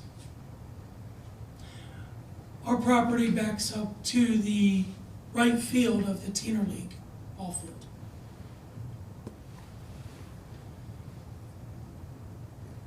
It's a safety hazard for our two Great Danes because they like to play in the yard. And we own the property on the other side of the arborvitaes. It was a right-of-way. It was an alleyway. I believe to date it still has a name. But that sign was long gone before we moved in. And that's behind Dick Egley's boat, where his boat sits. We've been in contact with Gina Thompson, Zoning and Planning Administrator, Walter Schneider, Director of Code, regarding this project. They've acknowledged that this project has crossed over the property lines on our property. We have that in writing. They've assured us that the borough and Center County Coding is managing the project. We've raised concerns that during this entire project, over the past year and a half, there has not been a pool fence around his pool, according to our regulations 757.71. It's around their in-ground pools where it should be. It's right near the playground on the Teener League ball field, within yards of the play place where the kids play. Even after we raised this concern, not even a temporary fence has been put up. Not one. This project is currently on hold due to the project being in a utility right-of-way. We've been asking for updates and have not been provided with any information. Gina told me personally in the office here, go get legal counsel. We'll talk to them. We're not going to talk to you. They'll give our legal counsel updates. So now I'm forced to get an attorney. We've hired or secured Alan Kirk.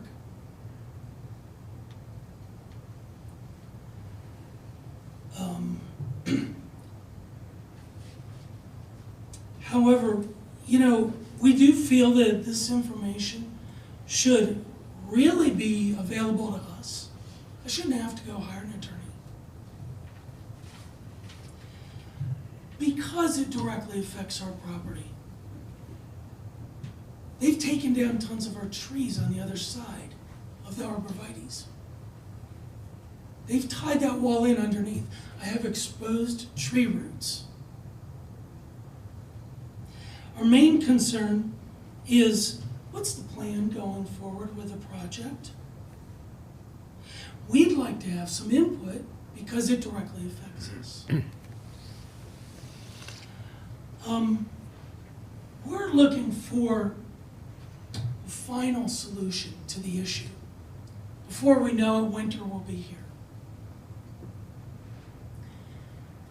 My wife and I, we're both registered nurses.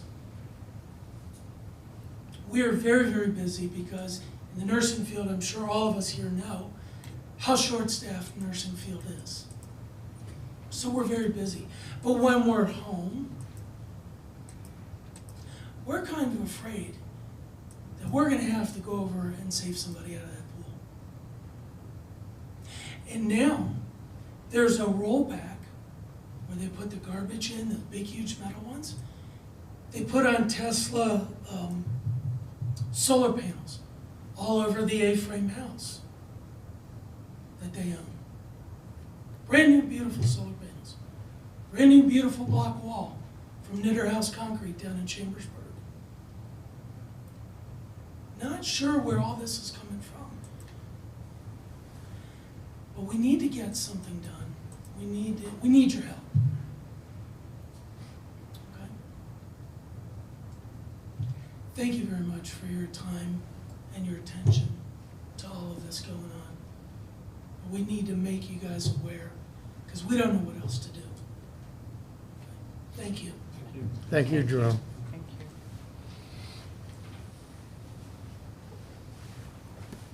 you. Okay, other public comment? Yes, Chris? Hi, Chris Morelli, 162 East Curtin Street. Just a quick comment on baseball field. A lot of schools, like you said, have these same issues. So you're probably not going to run into folks that know can help you at the municipality area. So first of all, since you're talking sports and the field and the municipality owns it, but the school folks are going to be using it, whatever you end up doing, the school has to participate. Because you got to figure out how to do this with them, right? Everybody always builds these brand new fields and they're beautiful, and as soon as they're done, they always say, lock them up, we don't want anybody using it. Well, what the heck can we build it for? And we spend a lot of money, government grants are still taxpayers' money. So when I was on the board, school board in Hershey, they had the same issue. So you might want to touch base with them, or have, whether it's you guys or the school district, touch base with folks like them who, went through the same thing. People want to use it. Of course they want to use it. You built it. So do we lock it? Do we gate it up? It's, we don't want casual use, but we do want, weekend usage. We want to bring kids into town and have these tournaments. I'm all for it. It brings a lot of folks, AAU people, bring a lot of folks to town and use a lot of our services and spend a lot of money in these communities, and you want that. The other thing is with the players, there should be a way to figure that out too. I agree, but there's many schools. I mean, every school now has an artificial turf football field with tracks. Some allow usage for just the tracks. Some allow usage for the tracks and the football field. For soccer events, same thing, weekend soccer tournaments. So you can find a lot of answers out there and then figure out what way works best for you. So, thank you. Thank you, Chris. Other comments? Okay. Now we'll move on to communications written. First one is just a drought watch notice from DEP. And, I know we've had a lot of rain, but this notice came out last week sometime. It's just for your information. Second item is we did receive written comments against adopting the, non-required amendments to the rental housing code, so they're there for your review. But of course, we've already addressed that. Next item is some good news. We received a note from the Safety Division of the Boroughs Association that has a relationship with Keystone Insurance Agency, notifying us that we received a dividend of $7,015.38. So we're very appreciative of that. Next item is a thank you letter. I know the officers have left. I'm not sure if the chief is still here. It looks like he left as well. But there's a very nice thank you letter from a resident involving two officers, in particular Officers Brower and Officer Luce, in regard to a situation that they followed up on. And he was very appreciative of their professional handling of the situation, so we just wanted to let you see that. We received some written comments, concerns from a Mr. DiMartino. Thank you, DiMartino. They're there for your review. Maybe at some point we could schedule some items in a work session. There's the CATA bus notice for fall service changes. They have if these changes will be effective Thursday, August 17th. There are two items that I noticed related to the Bellefonte service area. So we're going to post that to our website, but for any other details, go to the CATA website. There's a letter from the Trinity United Methodist Church requesting Borough Council to consider basically a zoning amendment which would allow ground floor residential temporary emergency shelters. Again, that's something likely if you were to take action, you'd be directing it towards a work session or something to that effect. The full process would involve a hearing and a full amendment, advertising an amendment to the zoning language, zoning ordinances that we have. I'll keep going if I'm not hearing anything. Okay. You're doing fine. Okay, the next item is a Downtown Bellefonte Incorporated for the special events called Bellefonte Under the Lights is requested a number of street closures, use of the south parking lot, potentially alcohol type vendors there. This event would be October 20th. We just received this request on Friday. We wanted you to see it. We said we would look it over and come back with some comments. That sounds like a plan. Yep. Okay, that's what we plan to do. Good. That's all I have under written communications at this time. Okay. Any questions for Ralph on written communications? Moving on to the consent agenda. All items listed on the consent agenda are considered to be routine and will be acted upon by a single motion. There will be no separate discussion of these items unless members of council request specific items to be removed for separate action. Are there any actions or any part of the consent agenda that somebody would like to pull out? I'd like to pull the actual budget versus actual July 2023 and approve the remaining elements of the agenda, consent agenda. Second to that? I'll second We have to vote on that. That was Brockville and Cleveland. Yeah. We have to do, any discussion? Mr. Bernier. Yes. Mr. Brockville. Yes. Ms. Clayton. Yes. Ms. Dan. Yes. Mr. Yes. Johnson. Yes. Ms. McKean. Yes. Ms. Purnell. Yes. Okay, so I'm calling for a motion and a second to approve those that were not pulled. I can read them if you like. Council meeting minutes, July 17th. Oops, I made that as one motion. Oh, okay. That was all one motion. Everything was approved, but the budget versus. Okay, actual July okay, 2023. So is there discussion now on that? On that, yeah, if you look at this, it's June 2023, but on the actual budget on this sheet says 2022. Okay. So it doesn't match up with the treasurer's report, because this is strictly 23. So that's all it is a correction of that date. Okay, we can get. We'll take care of that. Thank you. I'll make a motion to approve the budget versus actual as amended for July 2023. Okay. Second to that I'll motion? second it. Thank you, Barb. Roll call. Mr. Bernier. Yes. Mr. Brockville. Yes. Ms. Clayton. Yes. Ms. Dan. Yes. Mr. Johnson. Yes. Ms. McKean. Yes. Ms. Purnell. Yes. Okay, moving on to reports. Mayor, do you have a report for tonight? I have a oath of office to read, is that now? Well, we're gonna swear, which one's that? It's under new business. We're Business? gonna approve the motion first, right? Okay. Yes. No, the only thing that I would like to add, what a great thing for Officer Neidig and the letter which I read, just continue to be extremely proud of the police department and the commitment to our community that they have. It's quite an asset, and we're very, very lucky to have dedicated men and women who protect us, so. Thank you. Thank you, Mayor. Office of Community Affairs. Gina, do you have anything? I don't have anything beyond what's in my report. Okay, yeah, I just If you wondered. guys have any questions. There's 3 harb items of the, 3 harb items. Where is that? it's in her memo. Jean. Yeah, you'll have to read those all.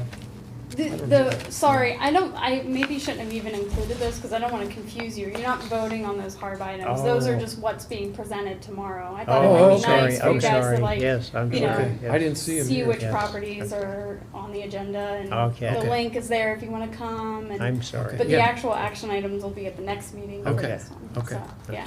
Thank you All very right. much. Yeah, sorry. Okay. Yep, got it. Moving on to current and old business. Do I need to read all of these, or do we want to? I can skim over Okay. them. No, there's a couple things we just to clarify, we added earlier on about the plan review for the center region cog and the fire. Do you want to do this now, Randy, or do you have it under new business? We The, had it the- under new. Or he'll be under new business. Okay, Yeah. okay, as I wrote down here, Okay. so we'll move that later. Alrighty. So old business, we have the Center County Courthouse Wall Construction Project. We're just letting you know, the tentative start date for that is mid-October. And county's working very well with us, keeping us informed. They're still doing some tests and with the wall that's there. When they do start, they'll start on the downhill side of the courthouse. And that project will probably go towards into next year to about the spring of the year. And then they'll start on the uphill side and do the same thing. But we will keep you updated as much as we hear from the county. Next item is just a note that the Environmental Advisory Board sustainability survey letters to community members who requested them were mailed out Friday. You have that information in your materials. We wanted you to see what they received as well. No action required at this point in time. The rental housing ordinance we took care of, moved that up on the schedule. And then we have the Chantel Cable franchise agreement. We talked about that in the work session. We're asking for consideration of resolution number 0807-2023-01. And you could consider it as stated, or the only 2 items I thought is adding locations to the list. We could do that administratively if you like at some point, but would ask you to consider that action.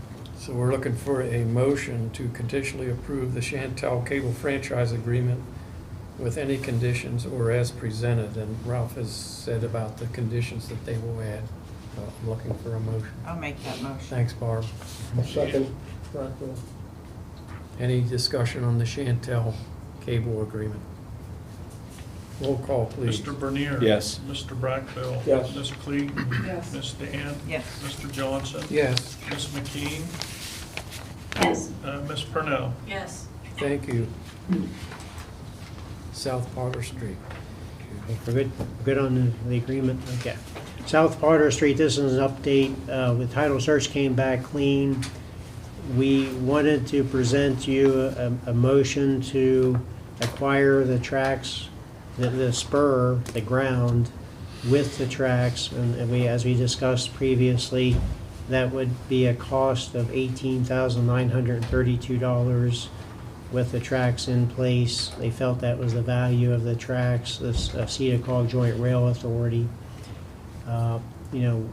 or we could buy the property without the tracks. It's not what was being asked of us to do. And then we suggested if council is in favor of moving in the direction of buying the spur with or without the tracks, that we do a conditional upon getting an agreement with the Bellefonte Historical Railroad Society about access and creating a multi-purpose space on the spur and a connection from the spur into Talleyrand Park. I think in addition to that, Ralph, we have to do a subdivision. Yeah, yes, that would So be. that would be about another $4,000 or $5,000. Yeah, once we say, 23,000. what we basically signing an agreement of sale, we'd have to start the subdivision process as well.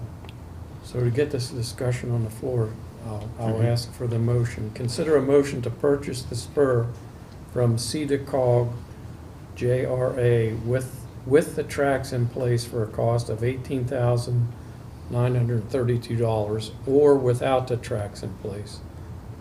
And that fee would be, Zero. I mean, without the tracks, it'd be the They're trans, donating. the transfer would be zero. We still have the cost of the subdivision. Right. right. Is that either way you go? Subdivision, is that required either way you go? Yes, Yes. and we checked with the county months ago, and they said you need a subdivision plan. I would say with this, if you buy the tracks, if you ever decide down the road you want to sell them, you'll get that money back, so. Yes. You know, I'll make a motion to conditionally approve obtaining an agreement with Bellefonte Historical Railroad Society with the tracks in place. I'll second that. Motion and second, discussion?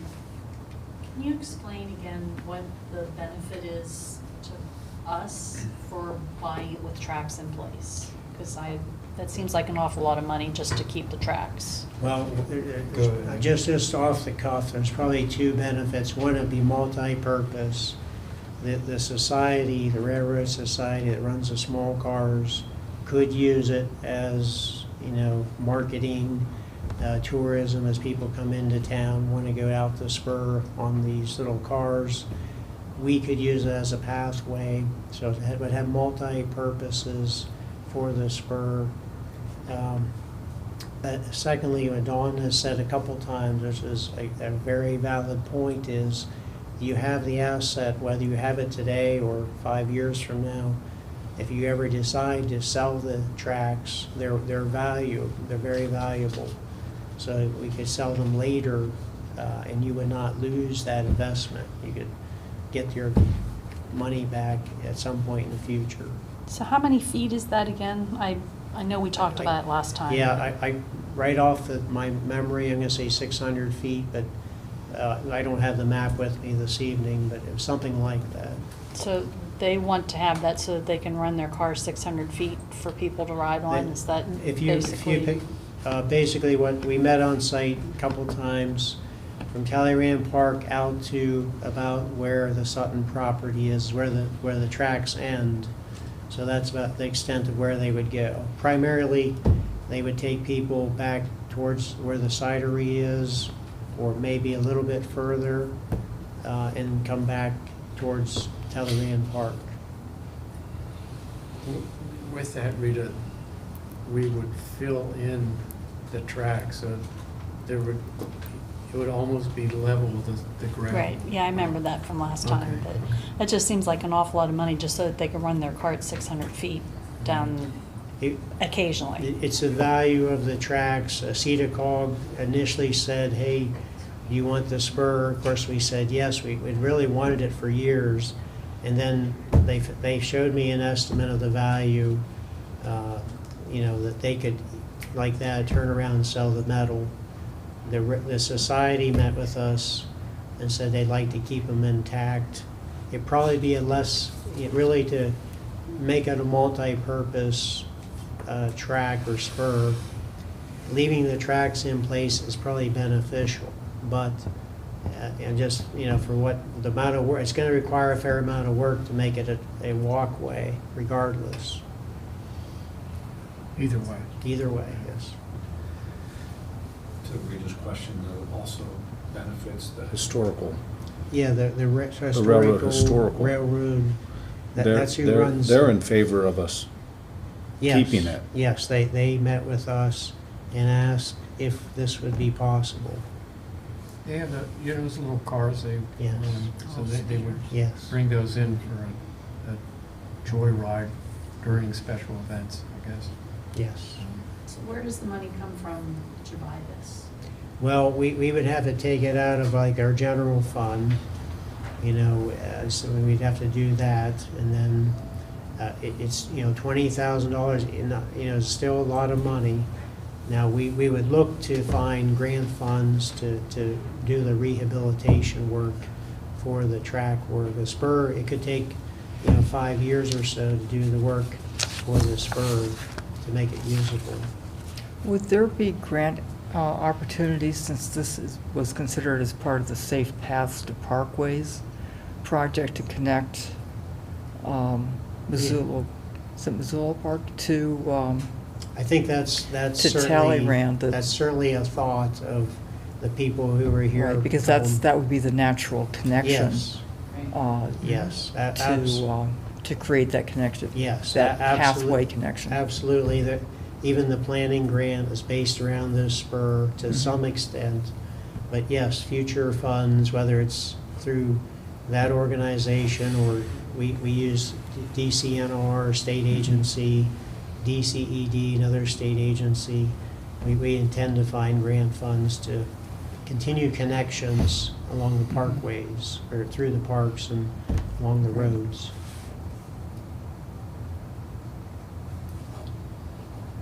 Any other comments? Rita, any other? I'm just wondering, if we take the money out of the general fund, does that then cause any issues for anything else that we might need to do in the near future, like through the end of this year, or? I think we can get by this year, that it shouldn't affect us operating wise for that amount. Yeah, I would recommend, Ralph, we just take it from bulk water. I mean, We could do, It's a special project. I mean, it's something, it's an asset. we can do that. I know a lot of times we do that when we don't have a budgeted item. We could do that in the interim just to make sure we're covered. I think what I'd like to hear too is. You said you've been wanting this for a long time. The spur, we actually wanted that for years. Yeah. Yes.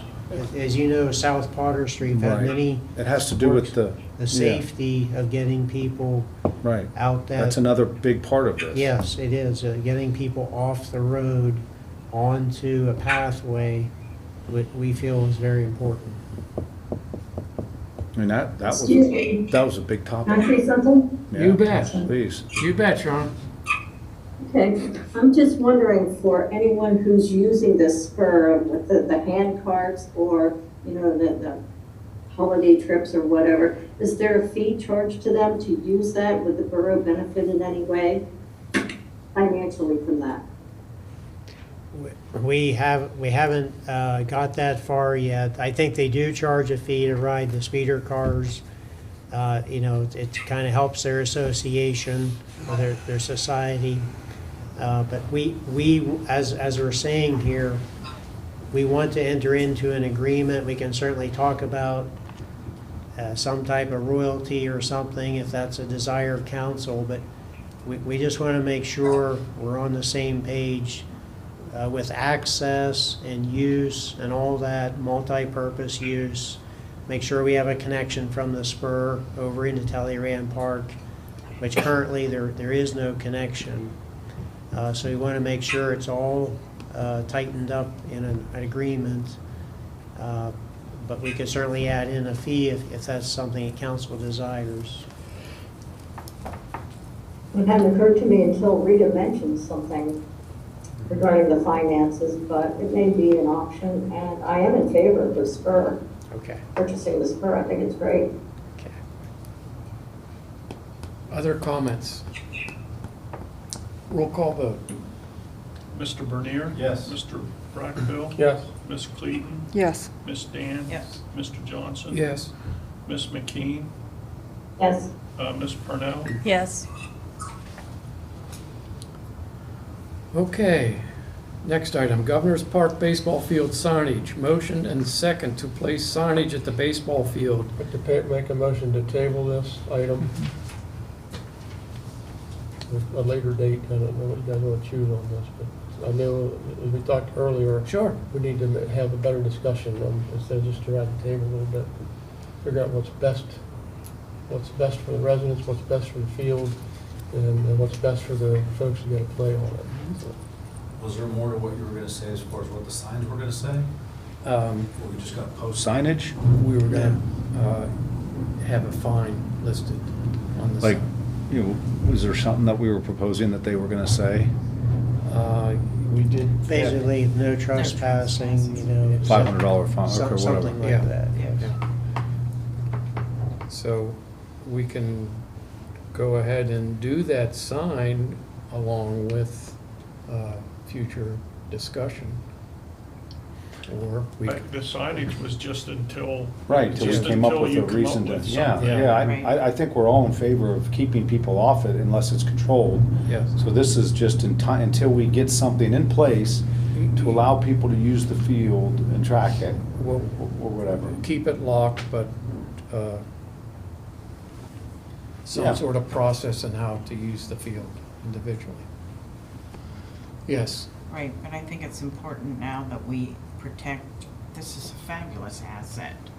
And people aren't gonna come for tournaments, they're not gonna come and do those things here if we don't take care of the field. So I think this is an important first step. Just putting the sign up, and then we can work through the details. I agree, Barb, and it goes back to what the mayor said. I mean, if you have someone that's throwing something over the fence and gonna damage things, I mean, to try to get on the field, We need I mean, something. it's yeah, something, you gotta put something up to protect yourself, just in the Yeah. interim. Let's Right. do it. Maybe it's just through this year, and then we do work on something that is going to be more flexible and allow people to use it. I agree with that. So do you want to keep it on your motion on the table? Or do you want to withdraw? Or- well, we're gonna have to discuss it again at some point, so we could either, you know, add the signage along with the table, but I'll just let mine drop. I didn't get a second, so Okay. just let it drop, and we can make a motion to place signage and discuss the future of how we handle the park later, Yeah. something like that. I think, Randy, I think that's in process right now, trying to work with the school district. I know the mayor has reached out. Well, I understand, but I'm just saying that we need to continue. Yeah. Got to stay in front of us and not forget about it. We're trying. Okay. Any other discussion? So the motion is Governor's Park baseball field signage. Motion and second to place signage at the baseball field indicating fine of if used without borough permission. And that's the motion. Do we need to add a fee to that motion? What that the sign says at this time. It'd be nice if he did, and we. Okay, let's, what's the fee? What would? Fine. A The fine, yeah, what's the fine? This is no trespassing, right? Maybe this will keep people from jumping over the fence. Is that what we're talking about? Yeah. Okay. Yeah, But you so, can't put without borough permission because we currently don't have a phase to get borough permission. Yeah. Well, everyone that is using the field legitimately is calling the borough and paying the fee to use the field. All these tournaments, everybody has gotten permission. What Right. we're trying to eliminate is the single people that are just going out and using it during the Yeah, day that that's, we don't know about. I get it. Look, I don't care what you do with the field.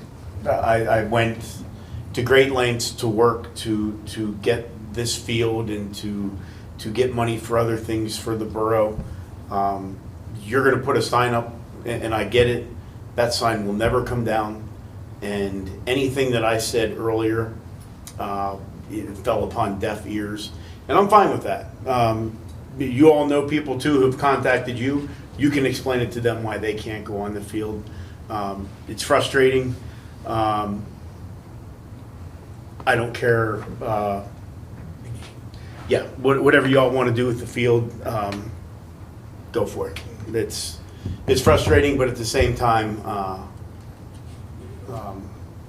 I support, as mayor, I support anything this council approves. So we want to put a fine up and fine people for using a field, a community field in the park.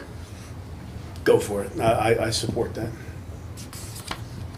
I think this could be done just the way we're doing it right now. You can put the sign up, but leave the feed part out of it. Because it'll say, if used without borough permission. So if somebody's in there, they don't have borough permission, and the police go up by and they see them in there, then that's a different thing. And whatever that I was just cost gonna say, may is there be. a standard trespassing fine? Like if somebody's trespassing, is there a I think standard? that's set by the district judge, if it goes that far. I don't know how that's set, but I think that's fine, just put up a no trespassing sign.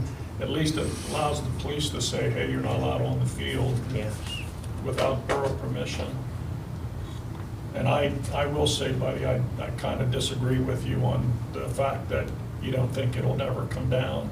I mean, we can make it a point that if we make a commitment to working on it over the next few months, we can work on resolution. Yep, and I'm all in for making that resolution, and I can't help the way I feel, but it feels like anything that I have said to get the community to be able to use that field has fell upon deaf ears, and.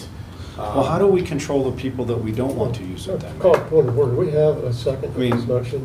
How should we control it? I came up with ideas to try and control who's on the field and who isn't. You will never control anybody jumping over that fence to get on the field. I don't have answers, and it's gonna take some time for us to meet and come up with some ideas. And that's what we're gonna have to do. We're really 2 months away from it not being used Absolutely. anyway, so. You're absolutely right. You had a comment? I had a motion, and then the fees came up. But I'm keeping my motion the same, as just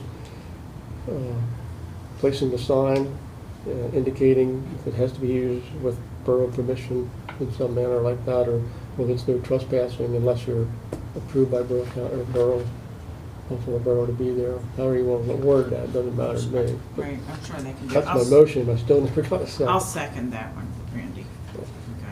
Any other discussion on the motion? Yes, how does one get borough's permission? Would they come to a meeting and ask to use it, or would this be something they would go into the building and ask? Well, Shauna, the way it's been working so far is typically if there's a tournament or someone wants to use the field, they contact the borough, and then we've been making them fill out the form that, that we have for all events. So they'll Okay, just. that's fair enough, but I'm looking at it from Buddy's perspective. You mean if an individual wants to use it? Nobody's come to the borough that's an individual and said, they're just out, going out, like Buddy said, either climbing over the fence or getting the code somehow and getting in. No one has, singular individuals have come to the borough and requested use of the field. But respectfully, that's because we don't have a process in place We don't have a to policy. do that, and that's what we need to come up with, because we all know people who would want to use the field, but right now nobody is currently allowed to use the field unless you're paying to use a tournament or something. And the initial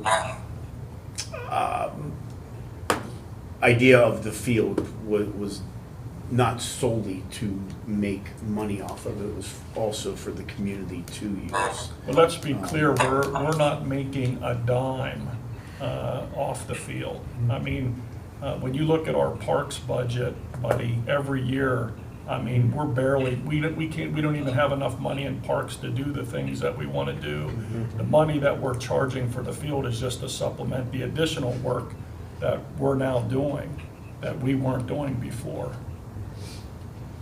Yeah, understood.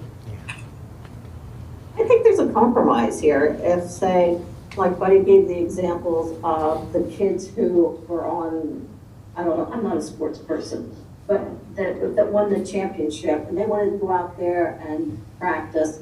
could they go to the municipal building and get permission to do that at any time?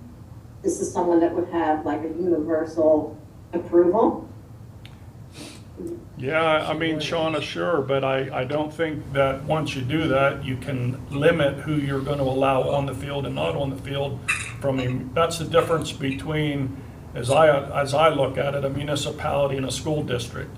School district can allow the students on a field, but we're a municipality. We're not in a situation where we can say, you know, you can go on, but you can't. Okay. We all agree that it should be locked, right? Can we all agree on that? It's currently locked, It is. okay? It's currently locked. All we're doing is putting signs up now, in addition to the lock, saying you can't use the field. I don't know what the, I lost the issue here. I mean, it's already saying, we've already said by locking it that you can't use it unless it's a pre-approved planned event, right? I mean, just, everybody follow this with me here. Right? We've already placed a lock on it. Now all we're saying is we were gonna put signs up on it. I thought to keep people from jumping over the fence or at night, right? If they go jumping over the fence at night and they're in there drinking beer and throwing cans around, without the sign, I mean, can we agree on this? Without the sign, there's no repercussion. There's no legal stance. They're gonna say, well, there was this is just like a trespassing. Like the, You know, the gentleman said earlier tonight that someone pulled out his stakes. Well, that's a law. That's not a borough issue, that's a law. You can't trespass. Is that what we're talking about here? I mean, if we're already agreed to lock the gate, what's the sign? What's the difference with just putting up a sign? No trespassing, unless, however you wanna word it. Right? I agree. If we And that's only yeah. from my vantage point as staff. I mean, and as a borough resident, I'd like to see kids play on the field. Sure, we all would. You know? We all would. And I just want to do this temporarily until we work out the process. How's it gonna work? Because right now, we're handed this, okay, here you have this field. We have no policy, nothing in place, you know, on how it operates. I mean, we had to grab a last minute thing with the school district to, you know, use one of our parks guys to do the, you know, to provide the maintenance during the baseball season. And so we had to work up a quick agreement just to get that done. So we're just behind the 8 ball, so to speak. It's going to be a temporary situation, but I think at this point, we've got 2 months left, and we can either sit here for that 2 months and talk about it, or, you know, put the sign up and keep it locked up for now, just like the way it is, and have something for like an opening the following year. And all this stuff. Well, certainly in the lease agreement that's currently in place needs to be adjusted. with Well, the that school needs to be district. addressed, that's a different But situation. So during this discussion, do we need to agree to have borough staff, That should be a separate motion on. well, write a letter to the school district that Buddy has made attempts to negotiate with them, and there's been no response. So I think a formal letter from council would be appropriate at some point to sit down at the table and see what we can work out. And the sooner the better. It's a different motion. I know, I get that. Can we vote on the motion? Yeah, we can. Roll call, please. Repeat the motion again. This is just to put up a sign. To put up, No trespassing without a borough, okay. yeah. Just Mr. as- Bernier, Yes. Mr. Brackbill. Yes. Ms. Cleaton. Yes. Ms. Dan. Yes. Mr. Johnson. Yes. Ms. McKean Yes. and Ms. Purnell. Yes. Okay. So do you want to make a motion for a work session for this thing, or? to work Yeah, through it well- the last few months of this year? Do I need to make a motion that the borough staff compose a letter to the school No, district? no, I'll take care of We'll that. take care of it. Okay. Yeah.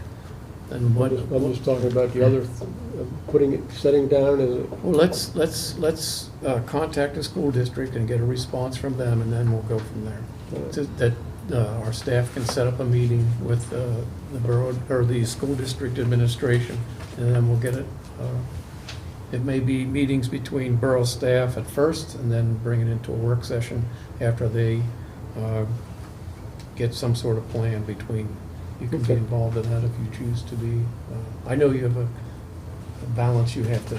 Correct. But you're certainly welcome to be there. So, 2023 paving update. Paving in the borough is delayed until late September. And you want to give any reason for that? Well, I think Public Works is, I think they're doing some infrastructure work prior to the paving. I believe that's what's happening. They checked some things out and felt that it was better to go ahead and get some additional infrastructure work done prior to this paving, so it's going to delay it a little bit. Okay. All right, we'll move on to new business. Want me to go over this? You want me to read over this? Sure. Okay.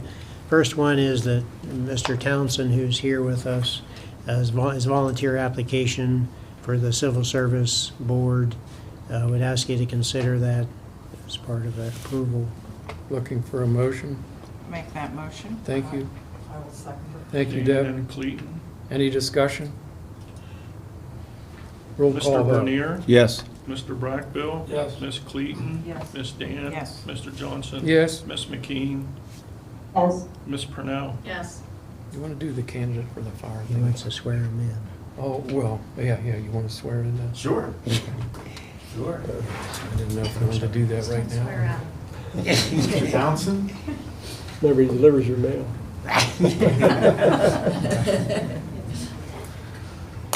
This guy's a trooper.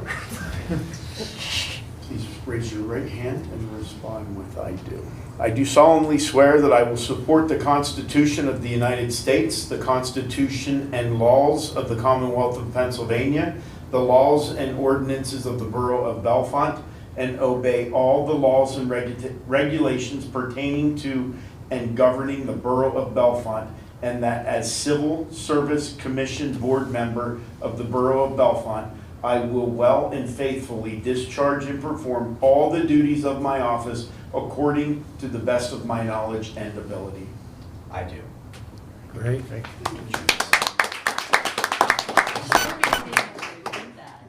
Done after about the first 6 words. Yes, it's too much. Yes.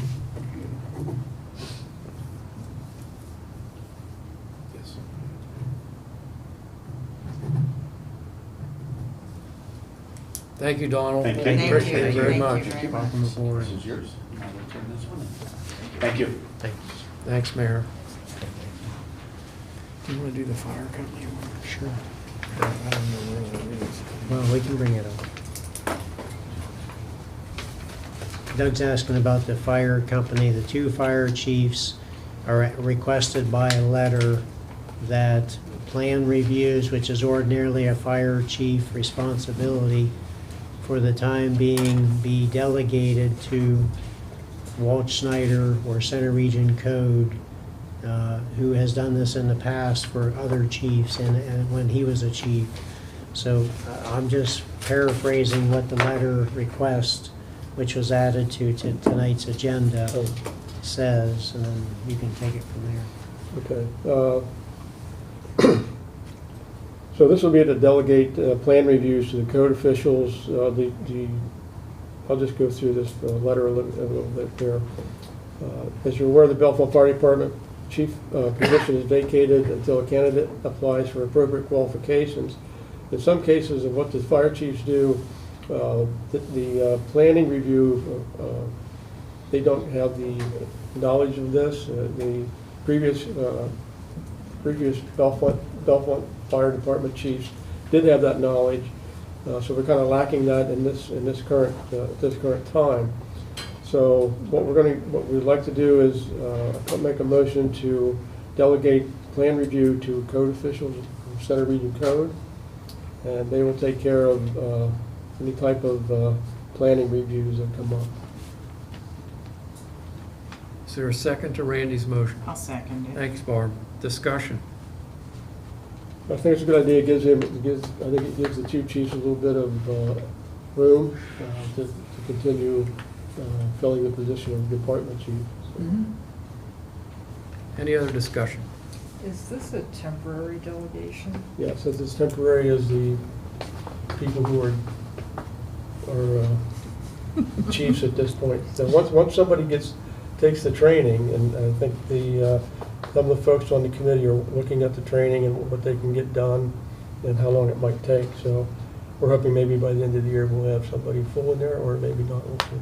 Okay, thank you. It really depends on where the classes are and who can get to them. Other discussion? Roll call vote. Mr. Bernier. Yes. Mr. Brackbill. Yes. Ms. Clayton. Yes. Ms. Dan. Yes. Mr. Johnson. Yes. Ms. McKean. She's muted, I think. Okay. Yes. Ms. Purnell. Yes.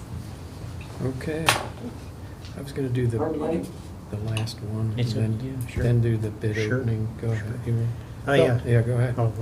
Next item under new business, Bellefonte Elementary School municipal notification of a planned land development for Chapter 102 permit. Basically, what they're saying is that the school district project, as you're aware, the elementary school and Airport Road is doing a mandatory notification. They call it a NIPD's permit. So they're just giving us notice that we received it. You have a copy of it. That project seems like it's still moving, and we're just keeping you abreast of what we're seeing. I know later on this month, there's a PennDOT meeting that's directed really about their project, the elementary school, which we're going to attend and be there for that. Is that projected to be completed by 2024? 26. 26? Yes, they plan to be in the school in the fall of 26. Okay. Yes. All right. Next item, bid opening for South Spring Street's streetscape project. So I'll let you open those.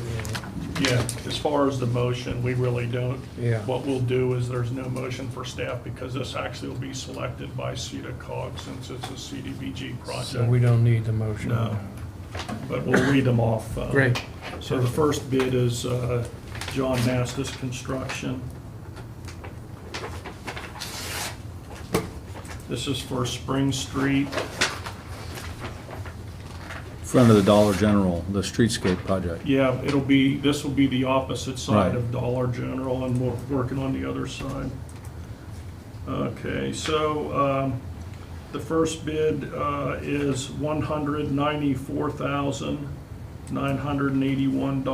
$194,981.74.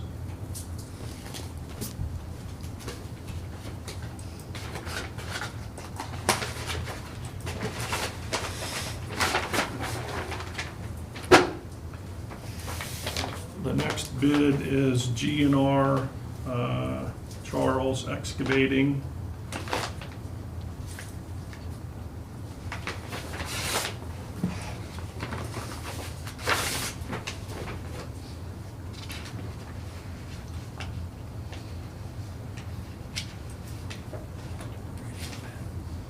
And their bid is $158,019.50.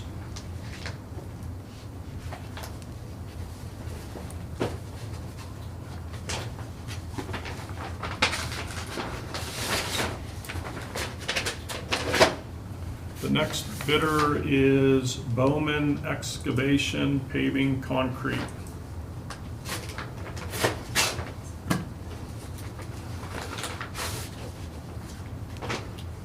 And their bid is $199,608.25.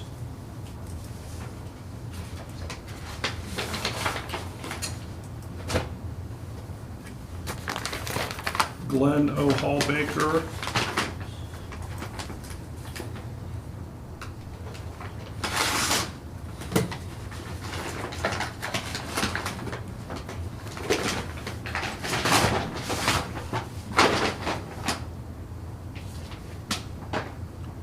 Their bid is $293,400. $508.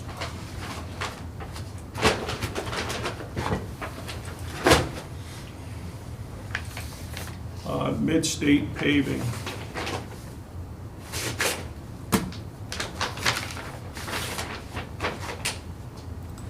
$202,127,000.25. 202,127.25.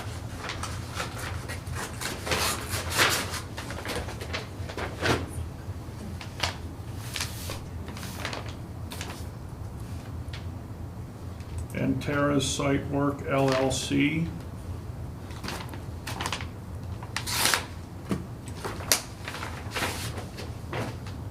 Their bid is $257,421.75.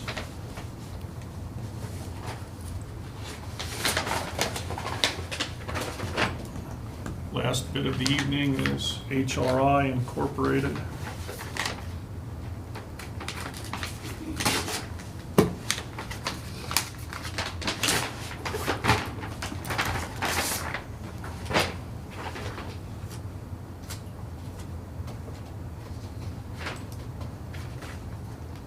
Their bid is $263,375.50.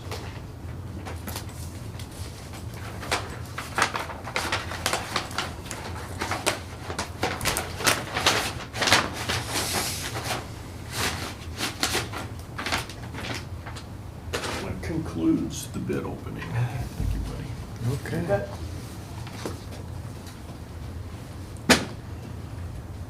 Well, that completes the agenda, so we have council members' comments for the good. Rita, would you like to start? Oh, sure. Thanks. Okay, so I have two things. First, I just wanted to circle back to the, any safety concerns with the train. Have you heard anything from them? They told me that the emergency response plan has some sensitive information, so they will not release that. They said they could tell us what the trains are carrying. You know, they felt they could tell us that, but I don't have that in writing. But I thought they originally told us they couldn't tell us what the trains were carrying. All I can tell you, they must feel comfortable enough to say what it is. I think we know where they go, but Yeah. you know, that's what he said in a voicemail. Okay. In response to my emails. But that's the best I can answer at this point. Okay. I think I think they alluded, there is some state legislation, you know, with all the accidents that's being considered, you know, to maybe mandate more information be released. But right now, we don't have that. Okay. The other thing is unrelated, but my husband and I were driving through town here, I guess it was not this past weekend, but the one before, and they had the craft stuff set up down at the Gamble Mill, I think. Okay. So, yeah, I think it was. Anyway, he asked me, what is that? And I was like, well, I don't know. And then I was thinking, gee, I probably should know because I'm on council, but then it kind of brought to mind, we talk about this stuff so far in advance that, Yes. you know, it's kind of forgotten about. And what I was wondering, I was looking at the computer screen downstairs, for instance. Is there anything that goes on there other than just like the council meeting? Does it flash through stuff? It does flash through, and we put different events on there. You know, it's things happening in the parks and so on, so we do. So you do put that stuff Yes. on there? Okay, because I was Yes. going to suggest if you didn't, that maybe we could do that. And the other thing I thought maybe might be kind of nice is maybe we could just like talk about, maybe at the end of the meeting, what's coming up in the next 2 weeks at our, whatever's being rented out at our parks or whatever, just to kind of help promote the I think events. that's an excellent idea. I think on our website, we tried to have an events calendar.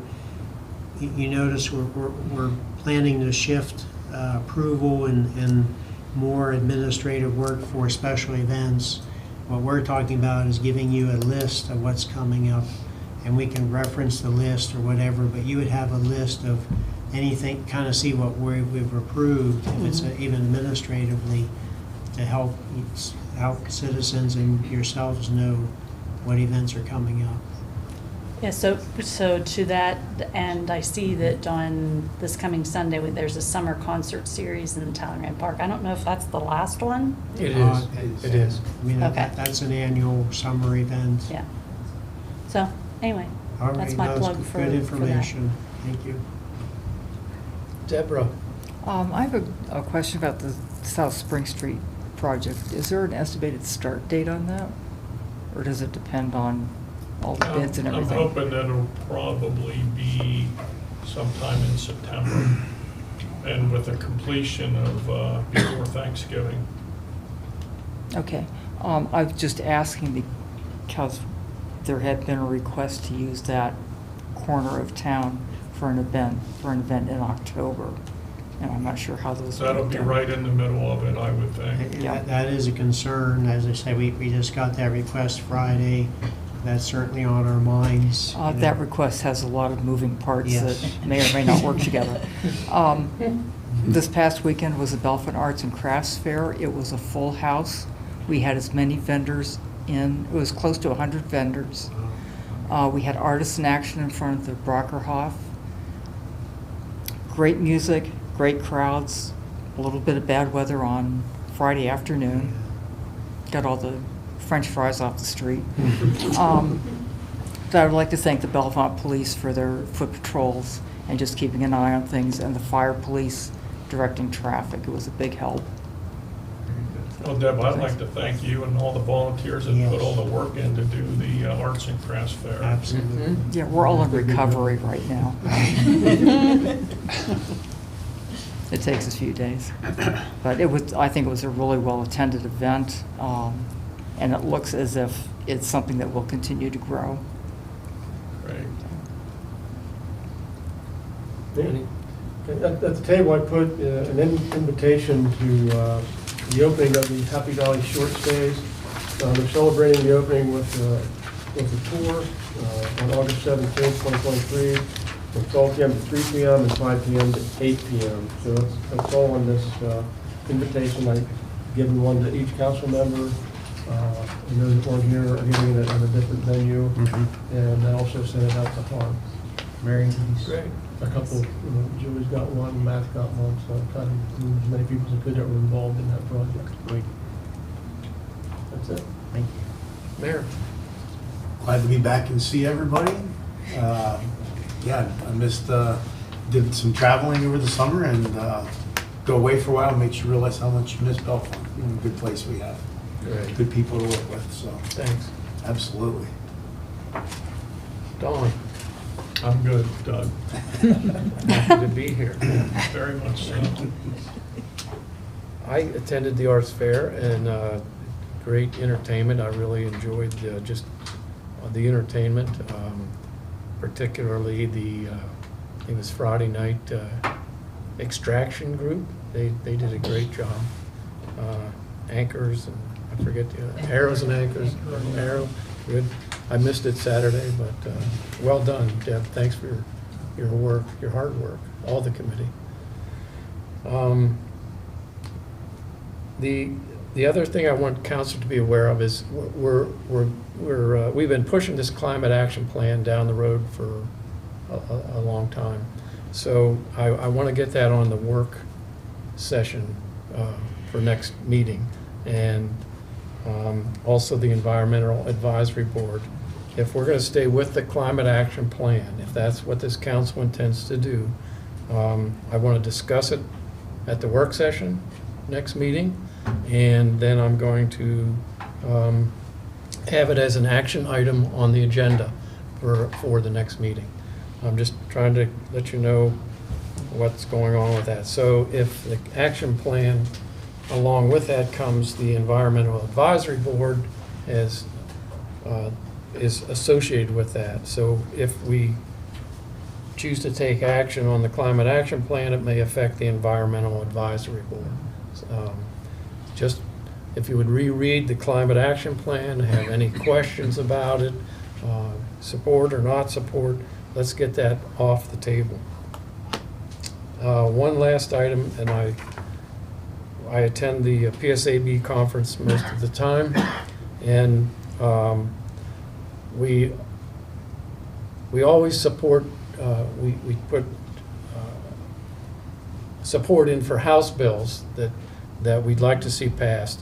And I would like the public to check with the local senator, local Pennsylvania representative and senator for House Bill number 451. And it is can you help me with that one? It's the tax, I'm not sure which one. yeah, it's the tax exempt property. Okay. If we're over 15%. Okay. You know it as well as I do. Basically, what I think you're saying is for municipalities like Bellefonte Right. that have relatively high percentages of tax exempt properties. Exactly. We would get something Right. from the state or some type of relief. Right. And we have probably nearly 30%. Exactly. With the county, the school, even our own properties. Yes. Not the churches, the libraries, Right. museums, they're all Right. they're all tax exempt properties. Post offices. This is a House bill. Yes. That would support that would get us some more revenue that we're not collecting at the present time.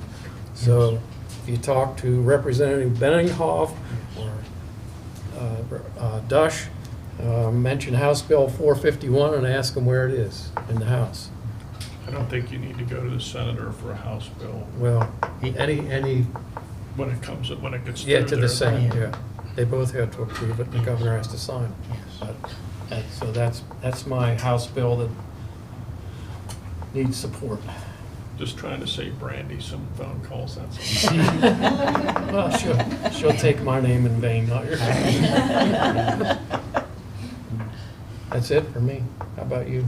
Well, I certainly want to thank PennDOT and their contractor HRI for finishing the Water Street Wall project 2 days before the Arts and Crafts Fair started. It was good timing. The road looks nice. Helped us out tremendously with this major special event in town. So we're glad all that is behind us at this point. So thank you. Barbara? I have nothing tonight, thank you. Shauna sits next, so I'm going to ask her. You there? I have to unmute. That's great. I'm like Barbara, I have nothing either, I'm sorry. I don't get out much. Okay, well, thank you anyhow. No, Mr. President, nothing. Nothing. No, we've said enough. On behalf of Motion to anybody that's adjourn. watching. Do you second the motion? I do. Motion to adjourn or adjourn? It was a motion by Brock